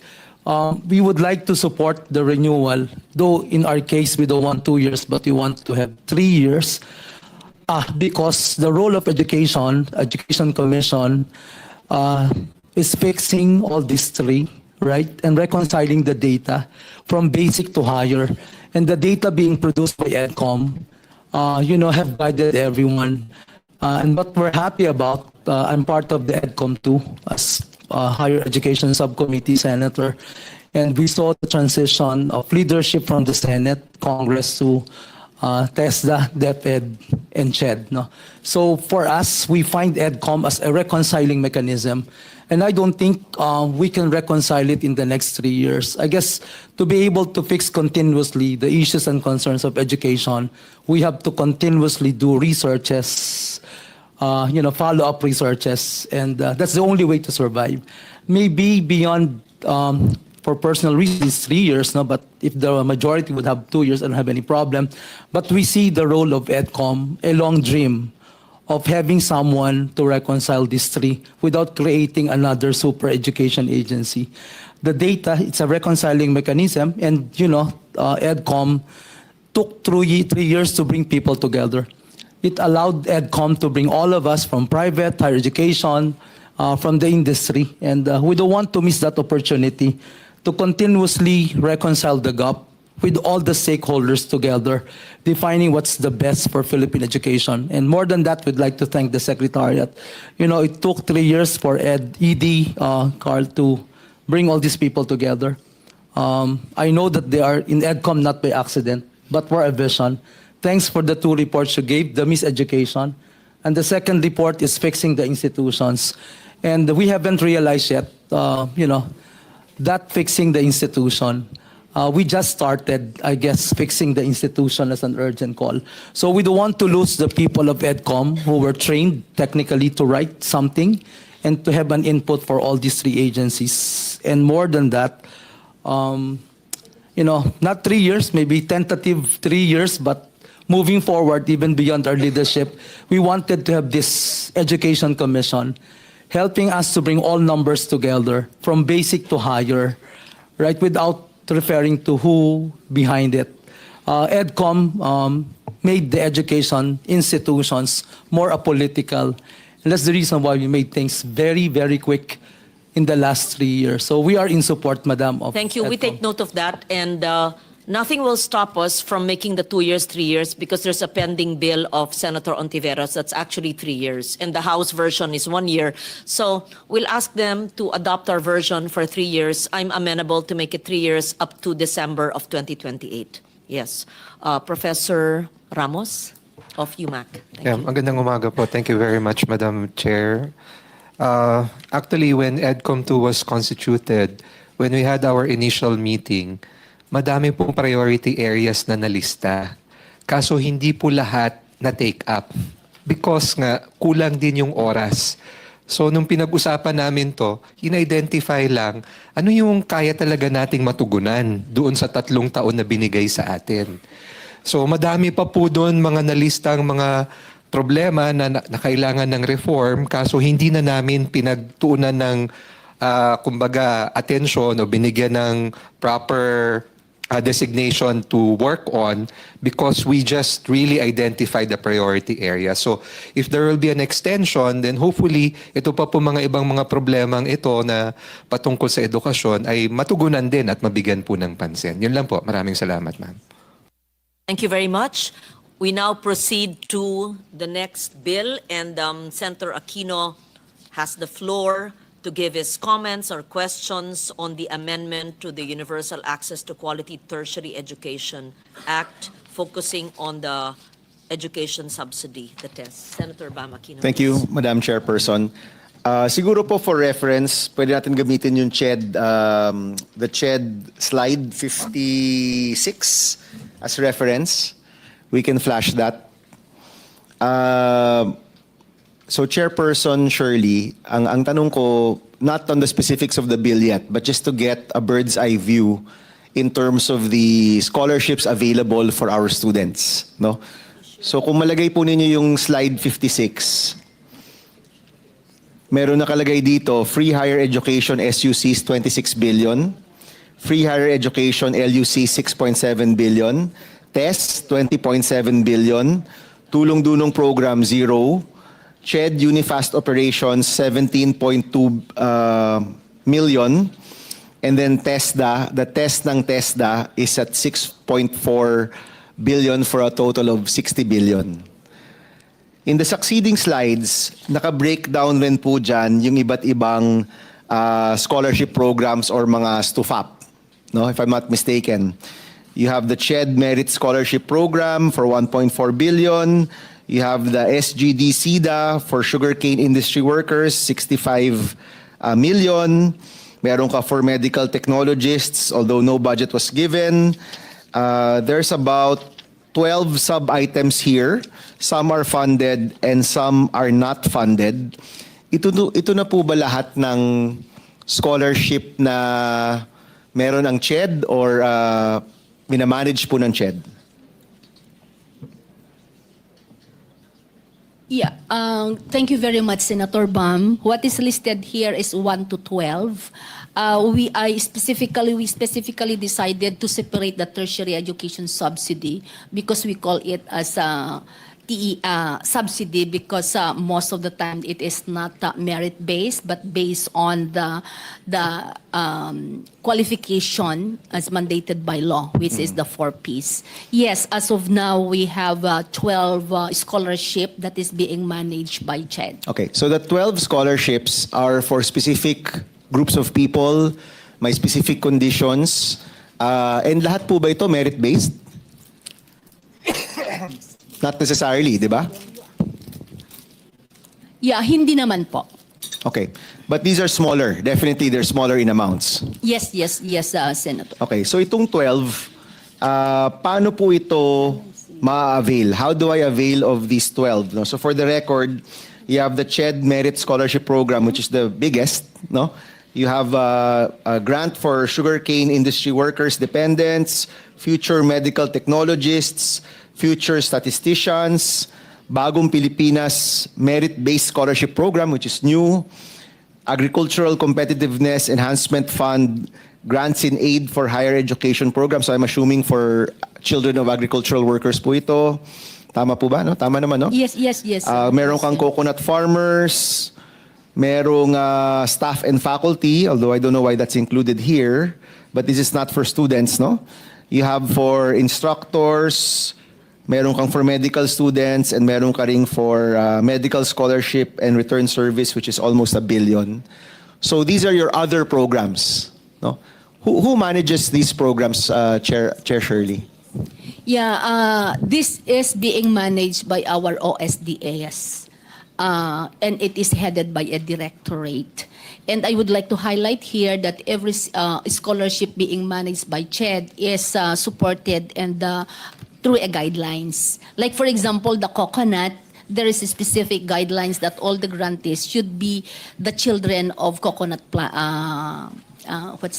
farmers and involved in the coconut industry and so on and so forth. So ito ho, paano makaka-avail? Kunyari, anak ako ng coconut farmer at merong specific program ang CHED for children of coconut farmers.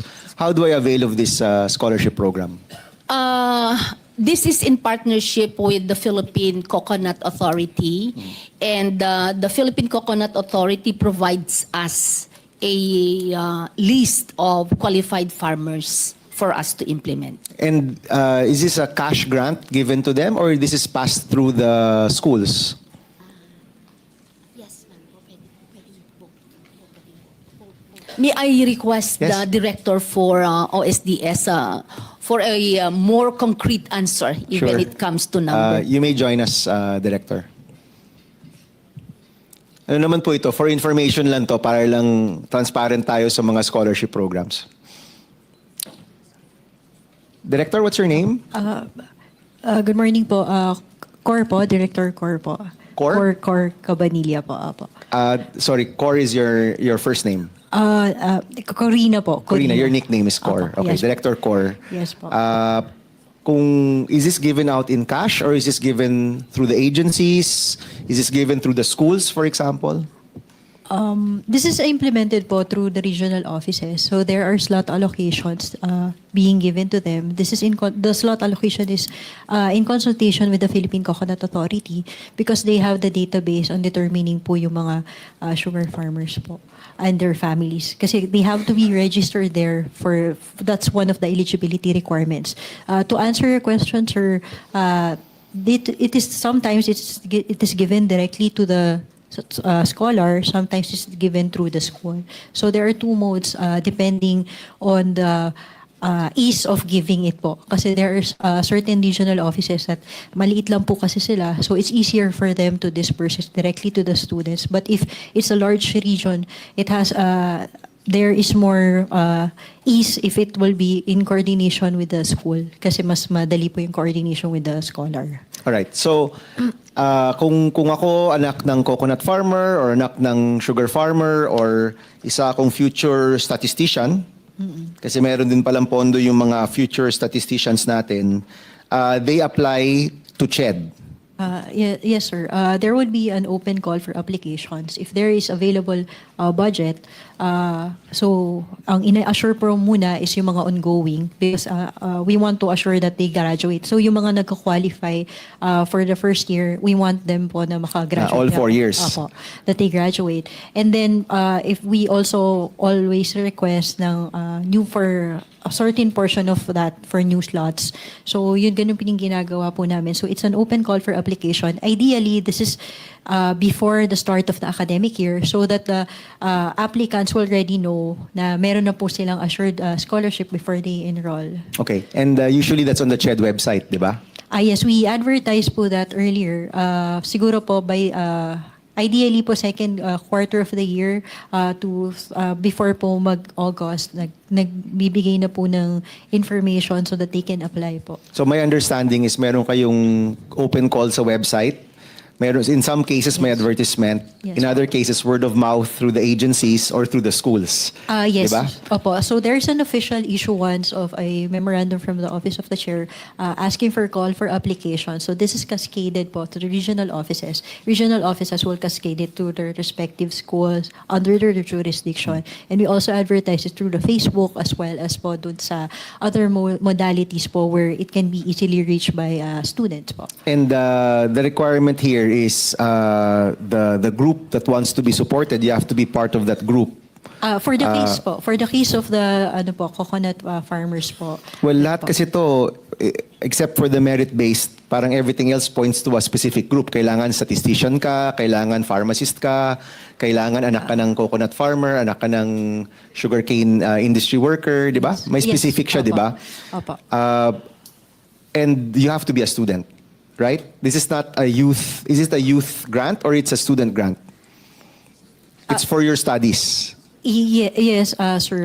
It has you have to be enrolled in college Okay. for a specific program. Like for example, in statisticians, there are specific programs allowed because there's a dearth of statisticians. So we wanted to dedicate a scholarship program for them. This is also in coordination with the Philippine Statistics Authority. So how do you check that? The regional office is the one responsible for checking that. Yes, yes, sir. So the receipt of application as well as the evaluation of applications and the provision of the scholarship itself is delegated to the CHED regional offices. But they follow a guidelines that emanates from the central office. Okay. And Chair Shirley, ito na ba lahat ng mga non-TES and non-FHE? This is it na? Ito na yun? Yes, Sen. I would like also to point out that part, because you asked how our promising recipient can avail of the application. This is part of our digitalization program. In the spirit of transparency, we plan to put it in one portal. And since CHED already find its way in the eGov, this will be part of our digitalization direction so that everybody is aware. Okay. And have the liberty to choose if they qualified in 3 or more scholarship, because the standing policy of CHED is that they cannot be, that you can only avail of one scholarship. One scholarship, no? Okay. Yes po. Same issue ho ito with DOH and the zero balance billing, no? Maraming hindi alam na merong zero balance billing sa mga DOH hospital. And in fact, yung mungkahi ko kay Secretary Herbosa, dapat habang nag-check-in pa lang or nandun pa lang sa unahan yung pasyente, sabihan na. Kung gusto nyo po ng zero balance billing, dapat ganito yung mga patakaran. So in the same way, we hope that these scholarships are more widespread. No? I mean, some of them are in the billions. Kahit pa paano, mayroong ring umaabot ng billion dito, gaya nung CHED Merit Scholarship Program. Maganda kung maraming may alam niyan. Okay, sige. Let's go to the bigger ones, no? So, ito pong other 12s to FAP. We call these scholarships, correct, no? These are scholarships. This is about 4 billion, no, in total, roughly, or maybe more. Maybe more, maybe closer to 6 billion. Pero yung malaking chunk talaga is really in FHE, TES, and tulong-dunong. Correct, Chairperson, no? Yes, sir. Okay. So, nung sinulong po natin yung libreng kolehiyo, malinaw naman po yung layunin na isulong yung libreng kolehiyo para sa mga estudyante natin. And in many ways, I think we were successful. No? Our SUCs and LUCs are now free. Marami ho tayong tulong na ibibigay. Pero alam rin ho natin na ang mga scholarship na ito napakahalaga kasi nalulunod na yung mga kabataan sa gastos. And many of them drop out, and this is from EDCOM's report, many of them drop out not because of tuition, kasi in many cases, libre na yung tuition, nag-drop out sila dahil sa mga ibang gastos. Kaya mahalaga po itong mga scholarship at allowance. Now, let's go to TES and tulong-dunong. Kasi yung TES tsaka tulong-dunong, yan po para sa pangkalawakan, di ba? For it's universal, right? The others, you have to belong to a specific group or it's merit-based, no? Maganda rin, by the way, yung merit-based, Dr. Shirley. Maganda rin yon na yung mga achievers natin may nakukuhang tulong. Pero pagdating sa TES tsaka tulong-dunong, and this was my question in the last hearing that we had, paano ka mag-a-avail ng TES at tulong-dunong? Ano yung paraan ng pag-avail? Ano yung paraan ng pagkuha ng tulong? Sino yung mga pwedeng makakuha nito? At ito ba'y bukas sa lahat ng kabataang nangangailangan? No? I know that the test budget has been going down. From 2024 to 2025, bumaba po ito. From 2025 to 2026, bumaba po ulit ito. And definitely, I will make an amendment, Chairperson Loren, to bring this amount back to the 2024 level kung di man natin to masurpass, no? Kasi dapat po kada taon dumadami ang estudyante, dapat dumadami rin yung scholarship at tulong sa kanila, hindi bumababa. No? Now, maganda po yung nasabi nyo kanina, we should take a look at the scholarships as a whole, hindi lang per particular item. But kumbaga kailangan nating malaman ano ba yung mga pinagkaiba nito, ano ba yung kabuuan. So first question, bakit po natin zinero dito sa slide dinyo yung tulong-dunong? We know that huge allocation was already earmarked for this. Are you referring to slide 62? 56 po, slide 56. 56. Saan yan? Baka naman di lang po na-input nung ginawa po yung slide. Oops. Yeah, let me go to the slide first, Senator, so that I can categorically answer the question because there are so many concerns that need to be presented. 56. So that 56. Yan. So for the record po, in the subsequent slides, we talk about the other scholarship programs. No, yun muna yung inuna ko. Yeah. But this is the main slide kasi ito po yung pinakamalalaking pondo pagdating sa allowances at subsidies for our youth, no? So free higher ed, SUC, free higher ed, LUC, yung mungkahi ko lang po dyan, and namungkahi ko na rin to in the last hearing, maganda to do an assessment and the rationalization of how much we're spending for each LUC and SUC. Kasi ang alam ko po, yung range nito napakalaki. So magandang may pag-aaral. I don't know if Dr. Yee is going to be extended by 2 years. Maybe he can include this in his research, no? Ano ba yung magandang amount? Para meron tayong more basis for the amounts we provide our SUCs. Okay. I don't expect that po for this year's budget, for next year's budget. Alam ko medyo masalimuot po 'yan. Yung TES, ang concern ko diyan ay pababa. Now, we've also spoken in the past that the details of how TES is distributed needs to be amended. In fact, most of the bills in the committee on TES, most of the bills in the committee for libreng kolehiyo are actually about TES, no? And alam ko po naging issue din dito yung mga pamilya ng 4Ps. And then we go to tulong-dunong. Bakit siya zero po dito, Chairperson? And maybe you can take us through this slide and take us through these amounts.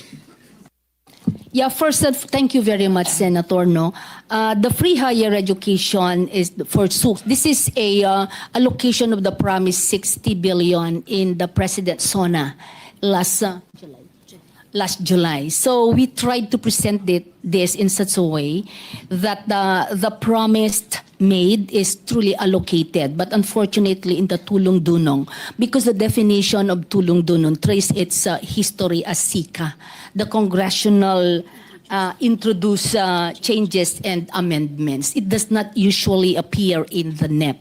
So the allocation here, as you can see, is based on the NEP. So, but if it's based on the NEP, wherein tulong-dunong is not specifically So, introduced there. in the 2026 NEP, zero po yung tulong-dunong? Yeah, I would like to, yes, tulong-tulong for the new incoming. But through the years, this is a painful revelation that through the years, the tulong-tulong grantees has accumulated to as high as 474,755. And as I have clarified earlier in the previous briefing, the tulong-dunong is only funded in year 1. And then year 2, through a provision, they are automatically included in the list of tertiary education subsidy grantees. This partly answer your question, Sir Chair, that there are tertiary education subsidy grantees in the ensuing year that are displaced because it is displaced by the ongoing tulong-dunong grantees in year 2. Okay. So let me clarify. How is TES distributed? How is tulong-dunong distributed? And to amend that question, the distribution of tulong-dunong, distribution of tertiary education subsidy based on our law, and the direct remittances to the state universities and colleges, which are also additional scholarship allowances. So how are those three distributed? And are the rates per student the same? And the frequency of distribution, is it per year, per semester, quarterly? Yeah, so that we understand it. Thank you. I do not know if I have enough time to relate to the honorable chairs how the TES is being implemented. By law, the tertiary education subsidy should be based on the listahanan. And this is prioritized according to the list given by DSWD. The 4 P's should be in the Yes. first. We Yeah. acknowledge that is what is in the law. Yes, definitely.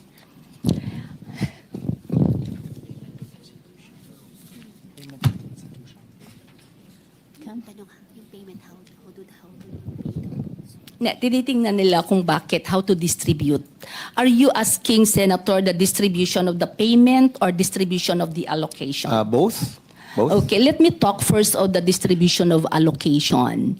So that is the ideal one. But in order to give a good validation, what UNIFAS did is that to validate the list from a raw data of the DSWD.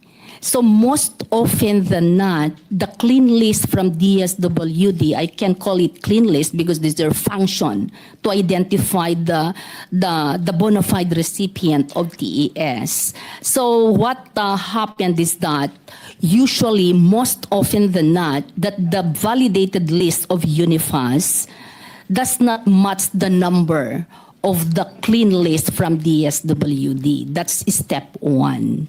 So we distribute, so this list that is validated on the UNIFAS national level is the one that is being followed and cascaded to the regional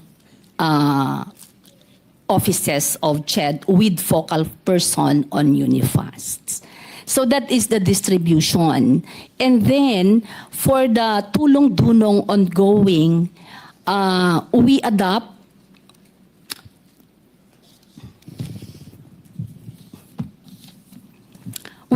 the list that is being submitted to UNIFAS. So, my understanding is that legislators refer, di ba ho? They refer recipients ng tulong-dunong sa CHED, basically, kasi may listahan na binibigay. Tama ho, no? Let's just be transparent here. Anyway, we all just want to come up with a better system. Yes, but sometimes the institution also give the numbers. Those who are not allocated in the tertiary education subsidy given from the national, kung minsan po nagbibigay ng listahan ng higher education institution. Magkano ang nakukuha for TES? Magkano nakukuha for tulong-dunong? Is it the same amount or it's different amounts? Different. Magkano po yan? So we'll focus on these two kasi ito yung dalawang malaking allocation eh. Yung iba ho, I know there are other scholarship programs but we will leave that to another time. No? Yeah, initially by law, Honorable Senator, is that they started with 60,000 and then lowered down to 40,000 per year. I'm referring to per year. That is... This is TES, di ba? Yes, TES. It's smaller pa now. Alam ko it's And only then at now it's 20,000. only 20,000 Yes. for public HEIs, but those given to PNSL, those private university with no SUCs and looks in the locality are given 27,000 per year. Okay. And in your assessment, ako po ang assessment ko mababa ito. Kasi sipin nyo, nagsimula tayo ng 60,000 in 2018 or 2019. From 2019 to 2025, tumaas na po yung presyo. Bakit pababa yung binibigay nating tulong, di ba? So, that in itself is already a question for me, Chair Shirley. Sa tingin po ba ninyo, tama yung number na yan? Or dapat bang itaas yan? Well, I can say that yung pagbaba po ng tertiary education subsidy is one of the major factors kung bakit mataas ang attrition.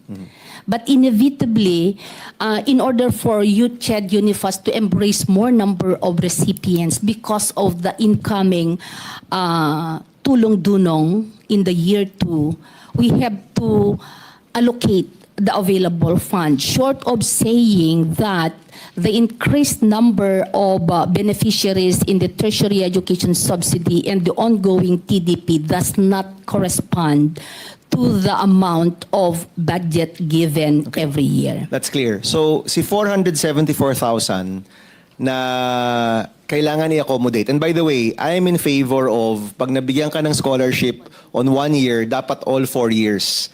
Kasi ang gusto ho natin, mag-graduate sila. Kung tatanggalan mo yan bigla, marahil magda-drop out po talaga yan kung galing po sa mahirap na pamilya. Yung mga balakid pong yan, kailangan tanggalin po siya. So, Chair Shirley, I think you're providing us the budget, of course, that DBM has approved. But we would like to see what the real need is. Okay. Kung ang hinahabol ho natin, yung tamang halaga para matulungan yung kabataan. Di ba? Kasi isipin niyo po, 7 years ago, 60,000 yan. Ngayon, 20,000 na lang. Parang may mali. Di ba? So ano yung tamang halaga? Pangalawa, kung i-absorb nga ng TES yung mga tulong-dunong, then a huge number of this is already earmarked for a set of students. Hindi ko sinasabing masama yun. Ang sinasabi ko lang, that limits your ability to accept new students on scholarship or on subsidy. 'Di ba? Kasi nakakain na siya. So kung yung 474,000 at yung 4-piece ay nasa TES, magkano na po yun? And then yung tulong-dunong at the same time, I don't know how much the tulong-dunong is currently from the GAA or hindi pa yun nasasubmit ata, no? But it has to be significantly less than TES. Kasi kung lahat sila papuntang TES, ibig sabihin nun, dapat mas malaki yung TES.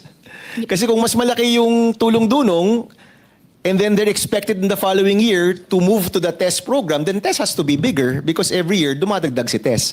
So, what you're also saying is si tulong-dunong is only bago yun lagi. Tama ho, di ba? Yun yung mga bago. So, if you do the math, kailangan yung tulong-dunong mas maliit, yung TES yung mas malaki, kasi lahat sila pupunta sa TES eventually. Now, bakit di na lang natin to gawing TES lahat? Bakit pa kailangan iba yung pangalan, iba yung presyo? Is the distribution of the funds done through CHED? Or is it done through the schools? Is that the difference? Yeah, there are, for the ongoing TDP, it course through the CHED. But Okay. for the new TDP, it course through, most are course through to the schools. Okay, so it's the same. Kumbaga kung TES ako or tulong-dunong ako, makukuha ko pa rin siya sa mga eskwelahan. Tama po ba? Is that correct? Yes po. So, yeah, it's really, first of all, it can be confusing. But secondly, baka yung math hindi ho nag-a-add up Kasi kung malaki yung TDP mo, that's new, tapos yung test mo ay mas maliit, the math will not add up. Dapat times 4 pa yung test. Tama ba ako, Dr. Yee? Can you help? Alam mo, mas magaling ka sa akin sa math, di ba? Hindi rin po ako magaling sa math, pero I think the main delineation is test needs to be targeted based on household income. Tulong-dunong does not look at household income every time. Okay. But I'm assuming that each of these have their own requirements and that the school checks. It still checks, di ba? May check pa rin yan kahit papaano. Kung totoo yung tao, kung talagang pasok sa income requirement, kung talagang nangangailangan. I think all of our scholarship programs really undergo that level of checking, kahit paper checking, Dr. Agrupis, no? Tama naman, di ba? Yes po. Okay. So, we're assuming may kanya-kanyang guidelines yan. We're assuming na the school will do the check. I would suggest, and of course, Chairperson Lauren is here, maybe we should just put it under one program and rationalize. Go ahead po. I'd like to know the difference between a tulong-dunong distribution and pagdiretso naman sa SUC yung pondo, kung selected lang yung SUC's distribution, anong diferensya nun? Nakukuha pa rin ng bata eh. That's a third category pa po, Yes. di ba? That's a third category. Because the amendments I make are direct, not through CHED, to the State University and College. Para from DBM, diretso na sa SUC. May we know the difference? If it's all scholarships, whether TES, tulong-dunong, or direct to SUC. Dumadaan sa CHED, tapos pupunta sa estudyante through the SUC, and then yung isa from DBM to the SUC to the student. So lahat naman pupunta sa estudyante. May we know the difference, Dr. Agrupis? Thank you.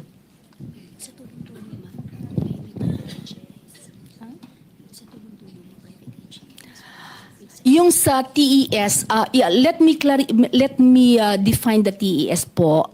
Expand the definition of TES na sinabi ko kanina based on the law. And then yung recipient under the tertiary education subsidy is divided into different groups. The 4Ps, the PNSL, the students who enrolled in private university that has no SUCs or LUCs. That's the test. So it is based, so sa test, it is based on the DSWD listahanan. Yung PNSL naman are those that are enrolled in the no SUC, no LUCs. Yung tulong-dunong, mix kasi po yun. There are those that are within, yung hindi na-accommodate sa 4Ps, but they are in the listahanan, nandun po yung estudyante din. And then may mga, in some extreme cases, may mga recipients na sometimes outside the borderline of listahanan. That's okay, because nangangailangan pa rin po yan. I remember when we were crafting the law, kung ililimit mo kasi siya sa 4Ps, and ang target po ng 4Ps ay napakahirap talaga, you miss out on the lower middle class na kung may magkasakit, may mawawala ng trabaho, mabaha, talagang devastating na. So, we wanted TEST to also be able to reach up to that level, no? So, okay lang po yung above 4Ps. In fact, masasabi mo nga, 80% ng kababayan natin nangangailangan ng tulong. I mean, if you really look at income levels, no?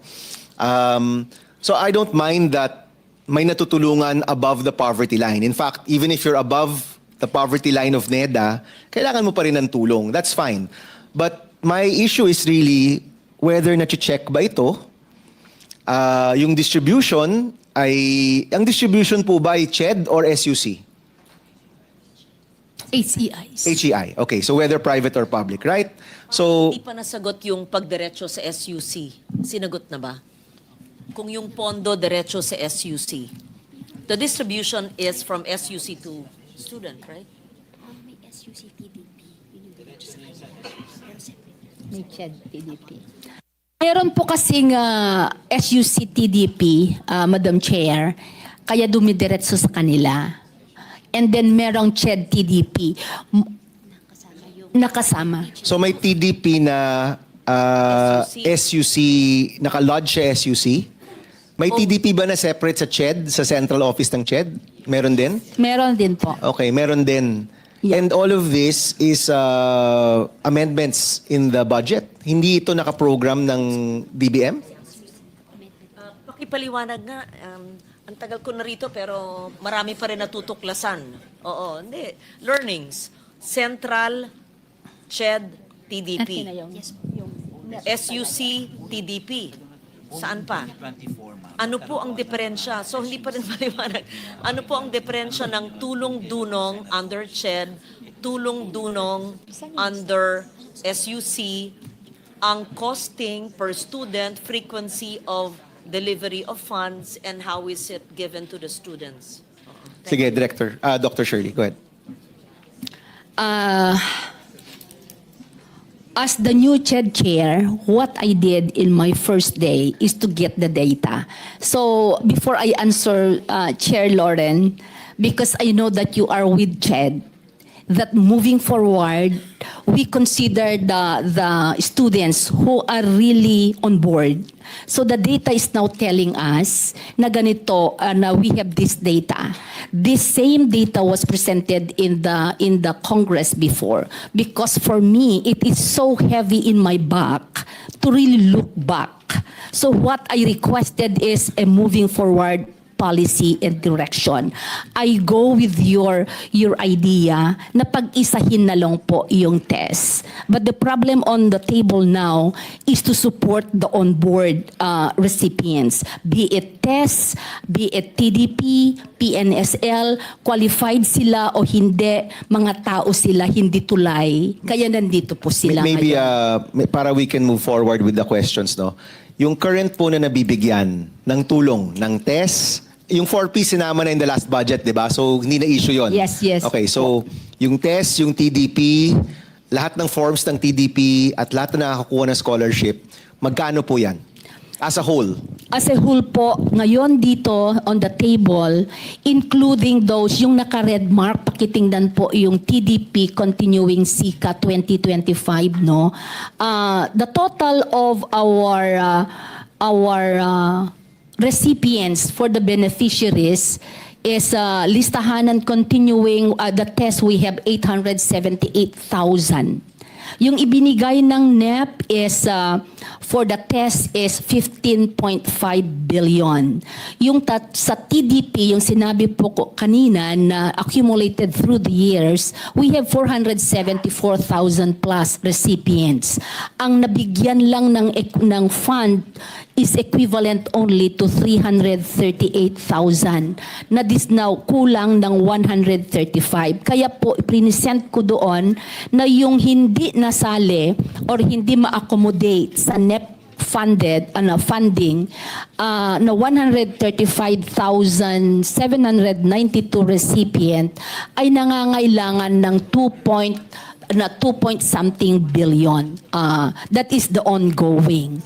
So for the total ongoing, the universe of the onboard tertiary education subsidy composed of listahanan, 4Ps, PNSL, and TDP, we need a total funding of additional 2 billion. Okay. Now for the incoming, Madam Chair, Mr. Chair, as a policy moving forward, tama po kayo, naiisa na lang. So we already consulted with the DSWD Secretary, Secretary Gatchalian, and palagi na kaming nag-exchange notes. In fact, yesterday again, we confirmed that the incoming promising senior high school 4-piece graduate is 490,000.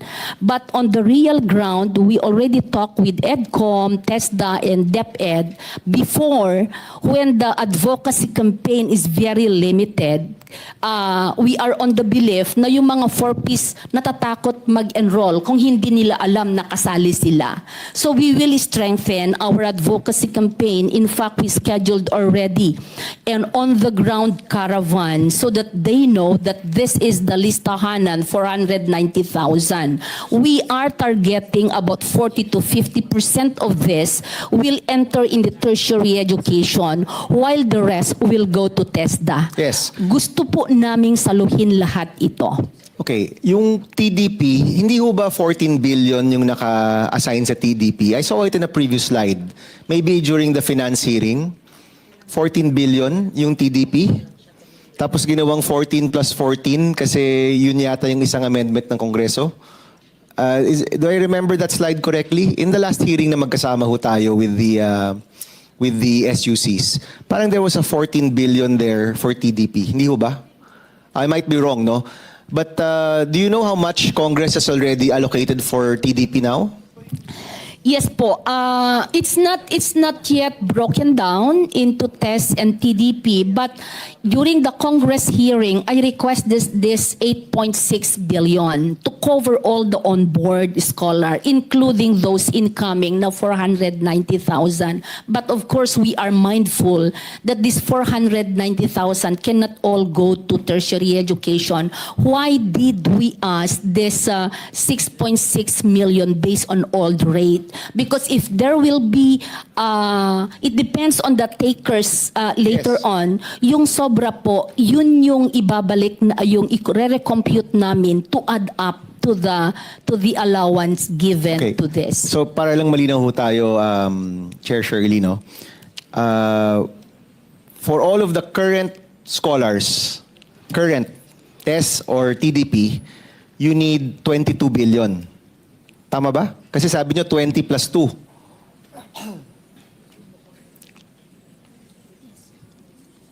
For the ongoing po, we need 27.4 billion. Okay. 27.4. For the incoming, we need 6.6 If billion. all of the 4-piece children go to college. Yes. Correct, di ba? But usually, ang enrollment rate and whether they choose to go to tertiary education or not, you're saying this is maybe half. Yes. Right? So we're looking at, sabihin mo ng 30 billion. Correct. And right now, ang naka-allocate pa lang is 20.7. So 10 billion yung kulang. 27 po. No, it's only, TES is only 20. Sorry, si TESDA ba sinasama nyo? Kasi si TESDA, iba pa si TESDA, right? Iba pa yun. So for your SUCs, si TES na pang SUC at LUC is just 20.7. Yes. Okay, and you're saying we need 30, correct? Yes, yes. We can you can of course submit later kung the math Yeah, doesn't add up. we can review the data, but I would like to emphasize here that out of to cover the ongoing and the prospective incoming college student, assuming the 100% 490 is coming in, we requested 8.6 billion, but we read that we have been allotted 9.3 billion, and we are thankful for that because in our earlier submitted, yung na-submit before, they failed to submit incoming TDP and incoming, PNSL. Wala po dito ang incoming new PNSL. Dr. Agrupis, after the hearings in Congress, magkano yung nilagay nila for TDP? Kasi wala siya sa NEP, di ba? I know that they already published it eh. Hindi. Officially kasi we don't have it yet, no? It hasn't been submitted to us. But I know in the hearings, binabanggit po yan, yung balak na TDP. Meron na I think bang- it's more than 10 billion, if my memory serves me correctly. So aabot ka naman sa target mo with TES plus TDP. Yeah. Diba? Tama ho, diba? Yeah, if wala pong naka-specify na specific allocation or breakdown muna, binigyan kami, na-allocatean kami ng 9.3. So if you deduct the proposed budget ng 8.6, may 0.7 buffer for the allotted scholarship for TES. So aabot ka with TES plus TDP, aabot kayo sa target ho ninyo. Right now, Yes. yung suggestion po ng Congress. Yes po. So at least we know, yung mga may scholarship ngayon, hindi mo awalan. Correct, di ba? Tama ba? Si Sir Kiko is saying yes kasi siya magaling siya sa math. So yes. But ang incoming ho natin, we cannot restrict it just to the 4Ps. Ito man dito. Because we know that a number of students who are in even in private schools, but they're poor but deserving students, in the first year of implementation of libreng kolehiyo, may nakukuha rin po silang tulong. It's just that through the years, paunti ng paunti yung nakukuha. Yung 60,000, naging 20,000. Yung estudyante sa SUC, kumonte. Yung estudyante sa private school, kumonti rin, nalimit siya sa mga PNSL. We want to expand the program. And we can do that, I think, considering na may budget tayo ngayon. Diba? Meron tayong pagkukuhanan sa flood control na easy zero. Si Ma'am Lauren, may balak pa siyang tanggalan yung DPWH ng 10 to 20%. Tama po ba? Or tingnan natin, sana. So may pondo po tayo. But let's make it clear. Gusto ho natin, yung mga estudyanteng may nakukuhang tulong, tuloy-tuloy yung tulong. Yung tulong na nakukuha nila, sapat para makapagtapos sila.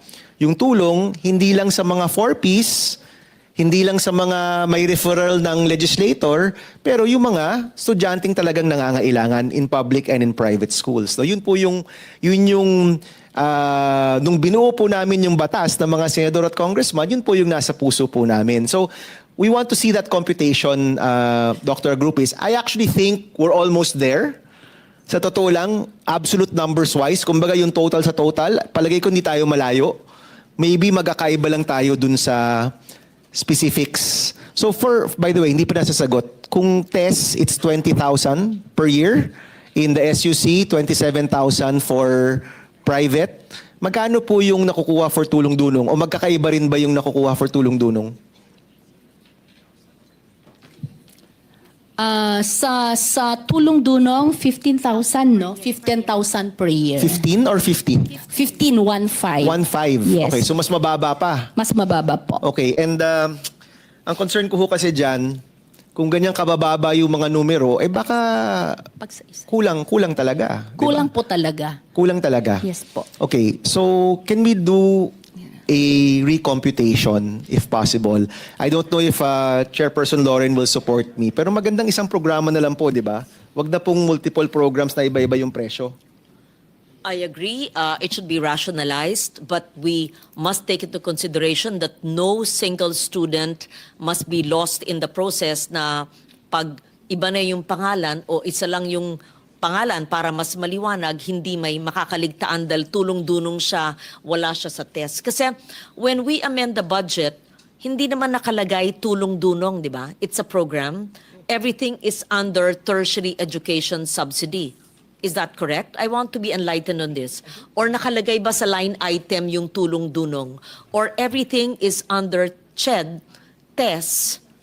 No, I think there's a line item, right? Is there a line item tulong-dunong? Yes po. I have now the list. Out of the 9.3 billion they have allocated, yung ng BARC, tertiary education subsidy is 6.6 billion. And then tulong-dunong is 2.6 billion. So that's for 2025?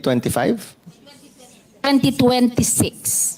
So for 2026, ang nirecommend po ng Kongreso is 2.6 billion for tulong-dunong and... No. TES po. Ang 6.6 ang tertiary education subsidy and 2.6 for tulong-dunong. Nasa 20 na tayo eh. Bago po. Additional. Okay, so they're bringing the 20.7 to 27 point something. And then si tulong-dunong from 0 to 2.2? 2.6 billion. 0 to 2.6 billion. Yes po. Okay. Yes. In my understanding, the reason why tulong-dunong is 0 in the NEP because this program will accommodate all the congressional insertions or amendments for scholarships of needy students. And tulong-dunong will also adjust further in addition when senators want to have more scholarships. Is that correct? So the Yes. tulong-dunong program addresses, kasi I had to address the elephant in the room. Hindi natin sinasabi. Hindi naman masama. Sabihin na po nyo yung totoo. Kaya siya 0 sa NEP dahil ito yung programa na kung saan binabahay o saan linalagay po yung mga dagdag na scholarship na hindi po sakop ng listahanan sa tertiary education subsidy. Tama ba ho? Yes, ma'am. Okay. Kung tatanggalin natin yung tulong-dunong, kaya bang saklawin o i-cover ng tertiary education subsidy ang lahat ng scholars kasama na yung 4-piece listahanan? Pareho lang naman pangalan lang nagbago. At kung gusto namin mag-amend ng 1 billion, 2 billion para lahat na ng college students ay merong allowance, maski anong pangalan itawag natin, ay sako po. Pangalan lang yun Tama ba ho? Tama po. Yes. Tama. So, we want to see the computation, Dr. Agrupis. Of course, right now, nag-ano lang tayo. We're just we're rounding up numbers. But I'm sure kino-compute nyo na yan. TES plus TDP, magkano yung sa NEP, magkano yung sa Kongreso, magkano yung kailangan naming baguhin para makover lahat ng gusto nating makover at sustainable yung programa. Now, this is a year where we will really have more allocations for education. Kaya galingan na po natin, di ba? Let's really maximize that there is budget for education right now. I will just say this, no? Yung bagong pasok na allowances, sakupin po natin lahat ng 4-piece na papasok, pero wag ho nating ilimit dun sa 4-piece. Kasi marami ring kabataan, kahit wala po sila sa 4-piece, nangangailangan rin. Number 1. Number 2, of course, may bias tayo sa mga SUC, pero yung private schools, mas marami sila sa higher education at marami ring estudyanteng mahirap po sa mga private schools natin. So let's create space for them. We can do it in the budget. And by the way, most of the bills on amendments to 10931 or amendments to TES, pinapalawak rin po, Chairperson, yung sakop o coverage ng tertiary education subsidy. Now, of course, we can work on the bill.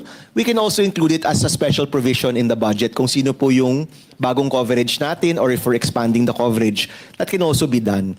So my suggestion is, habang may opportunity tayo na may pondo para sa edukasyon, i-compute na po natin, i-rationalize na po natin, siguraduhin ho natin na yung mga kabataan na nangangailangan, may suporta po para makapagtapos. That's my suggestion po, Chair Agrupis. I know, makulit po ako sa inyo, ilang beses ko na po ito nasabi, but we have until December to get it done, to really rationalize and make sure na malinaw at maganda po yung programa at nasa tamang halaga.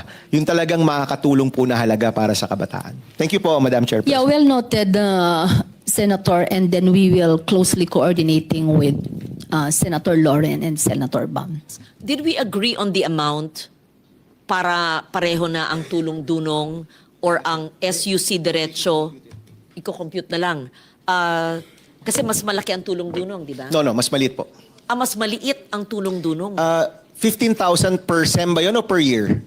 Hindi, Per year. So mas yun maliit si tulong-dunong. Mas maliit si tulong-dunong. 15,000 per year ang Yes. tulong-dunong. Yes. Ang PNSL is 27. Now, ma'am ha, yung rate ngayon. Sa SUC, we have 20,000 per year. Sa PNSL, that is the private, we have 27,000 per year. For tulong-dunong, they have 15,000 So per tatlo lang year. po yung tiering ngayon, 27, 20, and 15. But 7 years ago, that was 60. Di ba? Nung 60 po yan, alam ko po, marami talagang nakapagtapos at walang rason na mag-drop out. Ito pong 27, 20 at 15, sa palagay ko po, medyo mababa po talaga siya. Especially with kung gaano po kamahal ang presyo That's po ng bilihin 15 ngayon. per year. Yes. So 7.5. Okay. And yung test, magkano? 20,000 po. Per year. That is 10,000 per SEM, Madam Chair. So mas mababa nga ang tulong-dunong. Opo. Kaya nga nagkakaroon ng comparison tuloy mga bata. Saan ka sa tulong? Hindi naman sa pangalan. Pare-pareho na lang kaya. Bakit ganun? Yeah. Di ba? And kung Whatever is best to our students, Madam Yes. Chair. That's why Pare-pareho. sorry Madam Chair, I was asking earlier yung distribution. Kung lahat naman galing sa eskwelahan, di talagang parehas talaga dapat 'yan, di ba? Either galing sa CHED na dinidistribute sa eskwelahan, tama ba ho? Galing yung pondo sa DBM hinuhulog sa CHED or from DBM to the SUC, correct? But distributed in the university, not in a different place, right? Or kung walang lugar doon, pwede sa isang multipurpose ng LGU. Ginagawa rin doon, di ba? Never in a private place. So, regardless kung tawagin natin tulong-dunong, lahat tertiary education subsidy ayon sa batas at standardized ang cost kung 20-20. So, 10-10, di ba?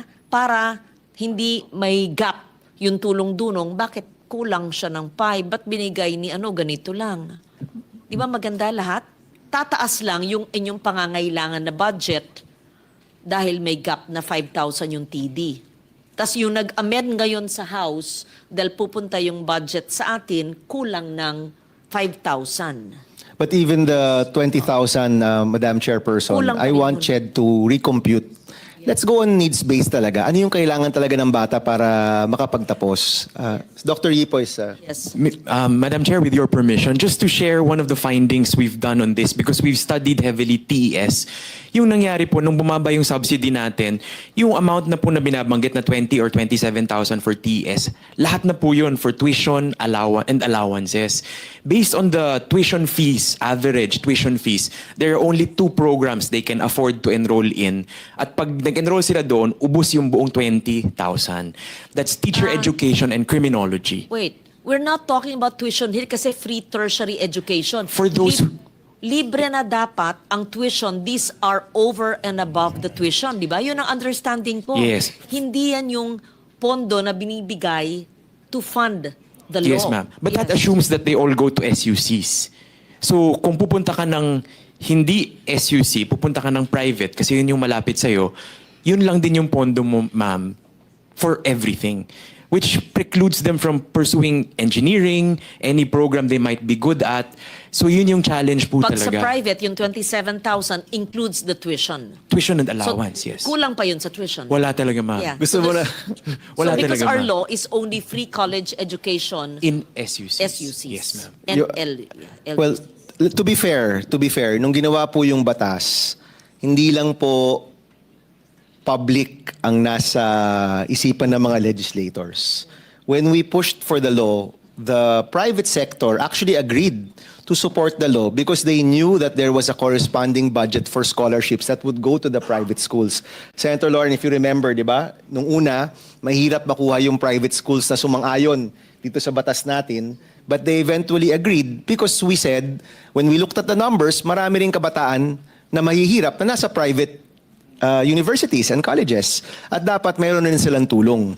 Now, sa totoo lang, just to complicate things further, ang hindi sinasabi ni Dr. Yi is that the support for students in the private universities, the PNSL, shouldn't be based on tests. It should be based on how much tuition the SUCs are getting from CHED.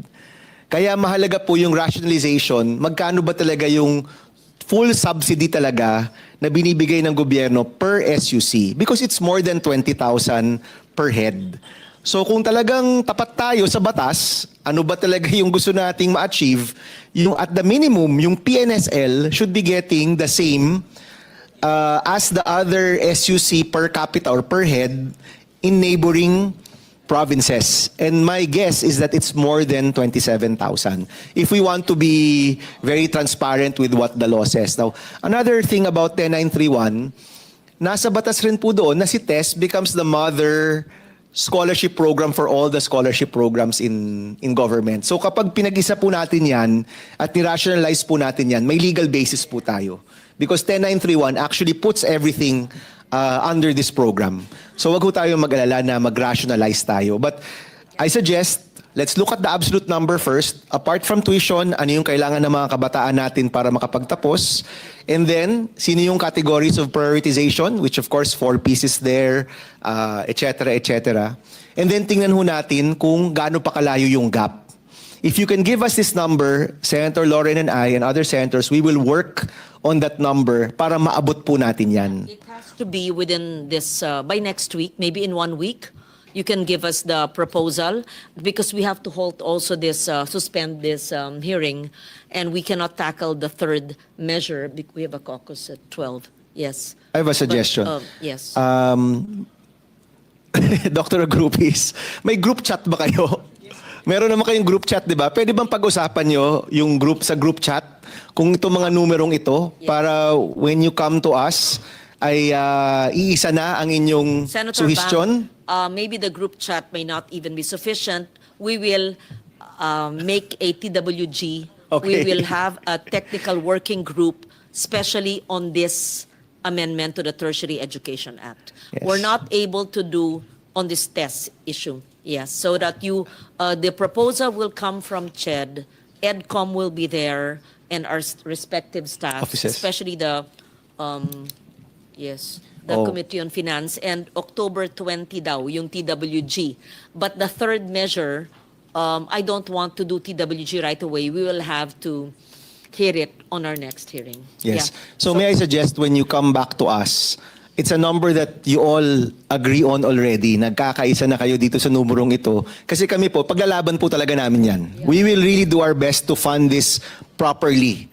No? But we need to see the proper numbers, the proper basis, the proper logic dito po sa mga numerong ito. Yes, Secretary Kiko. Mr. Chair, just to put on the record no, also, I think one of the recurring problems that both TESDA and CHED actually has, or has had, is that our academic calendar does not fit into the DBM's annual budgeting process. Therefore, when we do the allocations or the computation, there should be at least two things. One is an accrual method to see what kind of growth rate you would expect, whether this is growth rate in terms of tuition fee increases so that teachers in SUCs can have more salary increases or improvements in their capex and so on. And the second is a clear provision that you follow the student through the duration of their tertiary education program.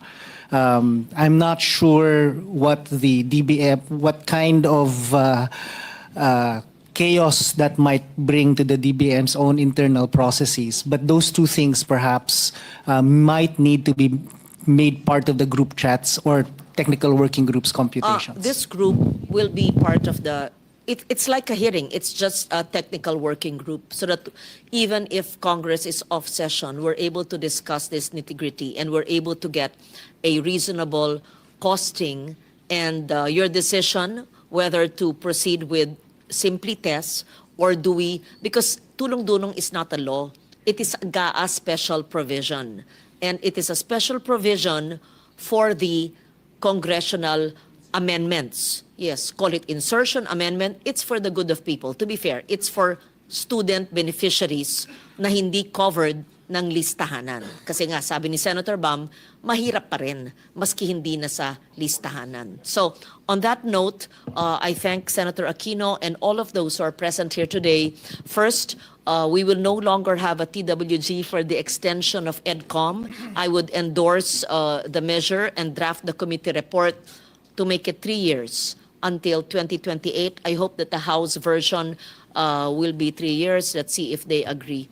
And second, we will convert this hearing, which we will suspend, into a technical working group. And the third measure, we're not able, we will do another hearing based on that. So I am grateful for all your contributions. It's always a learning process. We're lifelong learners, and thank you very much. Pero importante, increase natin, ha? Hindi bababa sa meron na. At meron man pagkukunan dahil meron tinanggal na 255 na flood control at yung hindi flood control ay meron pa rin possibly overpriced projects na pwede naman scale down with the same kind of projects, then clear the fat, then we can put it in education. So I will help you in that. Maraming salamat po sa inyo. The hearing is suspended. Thank you.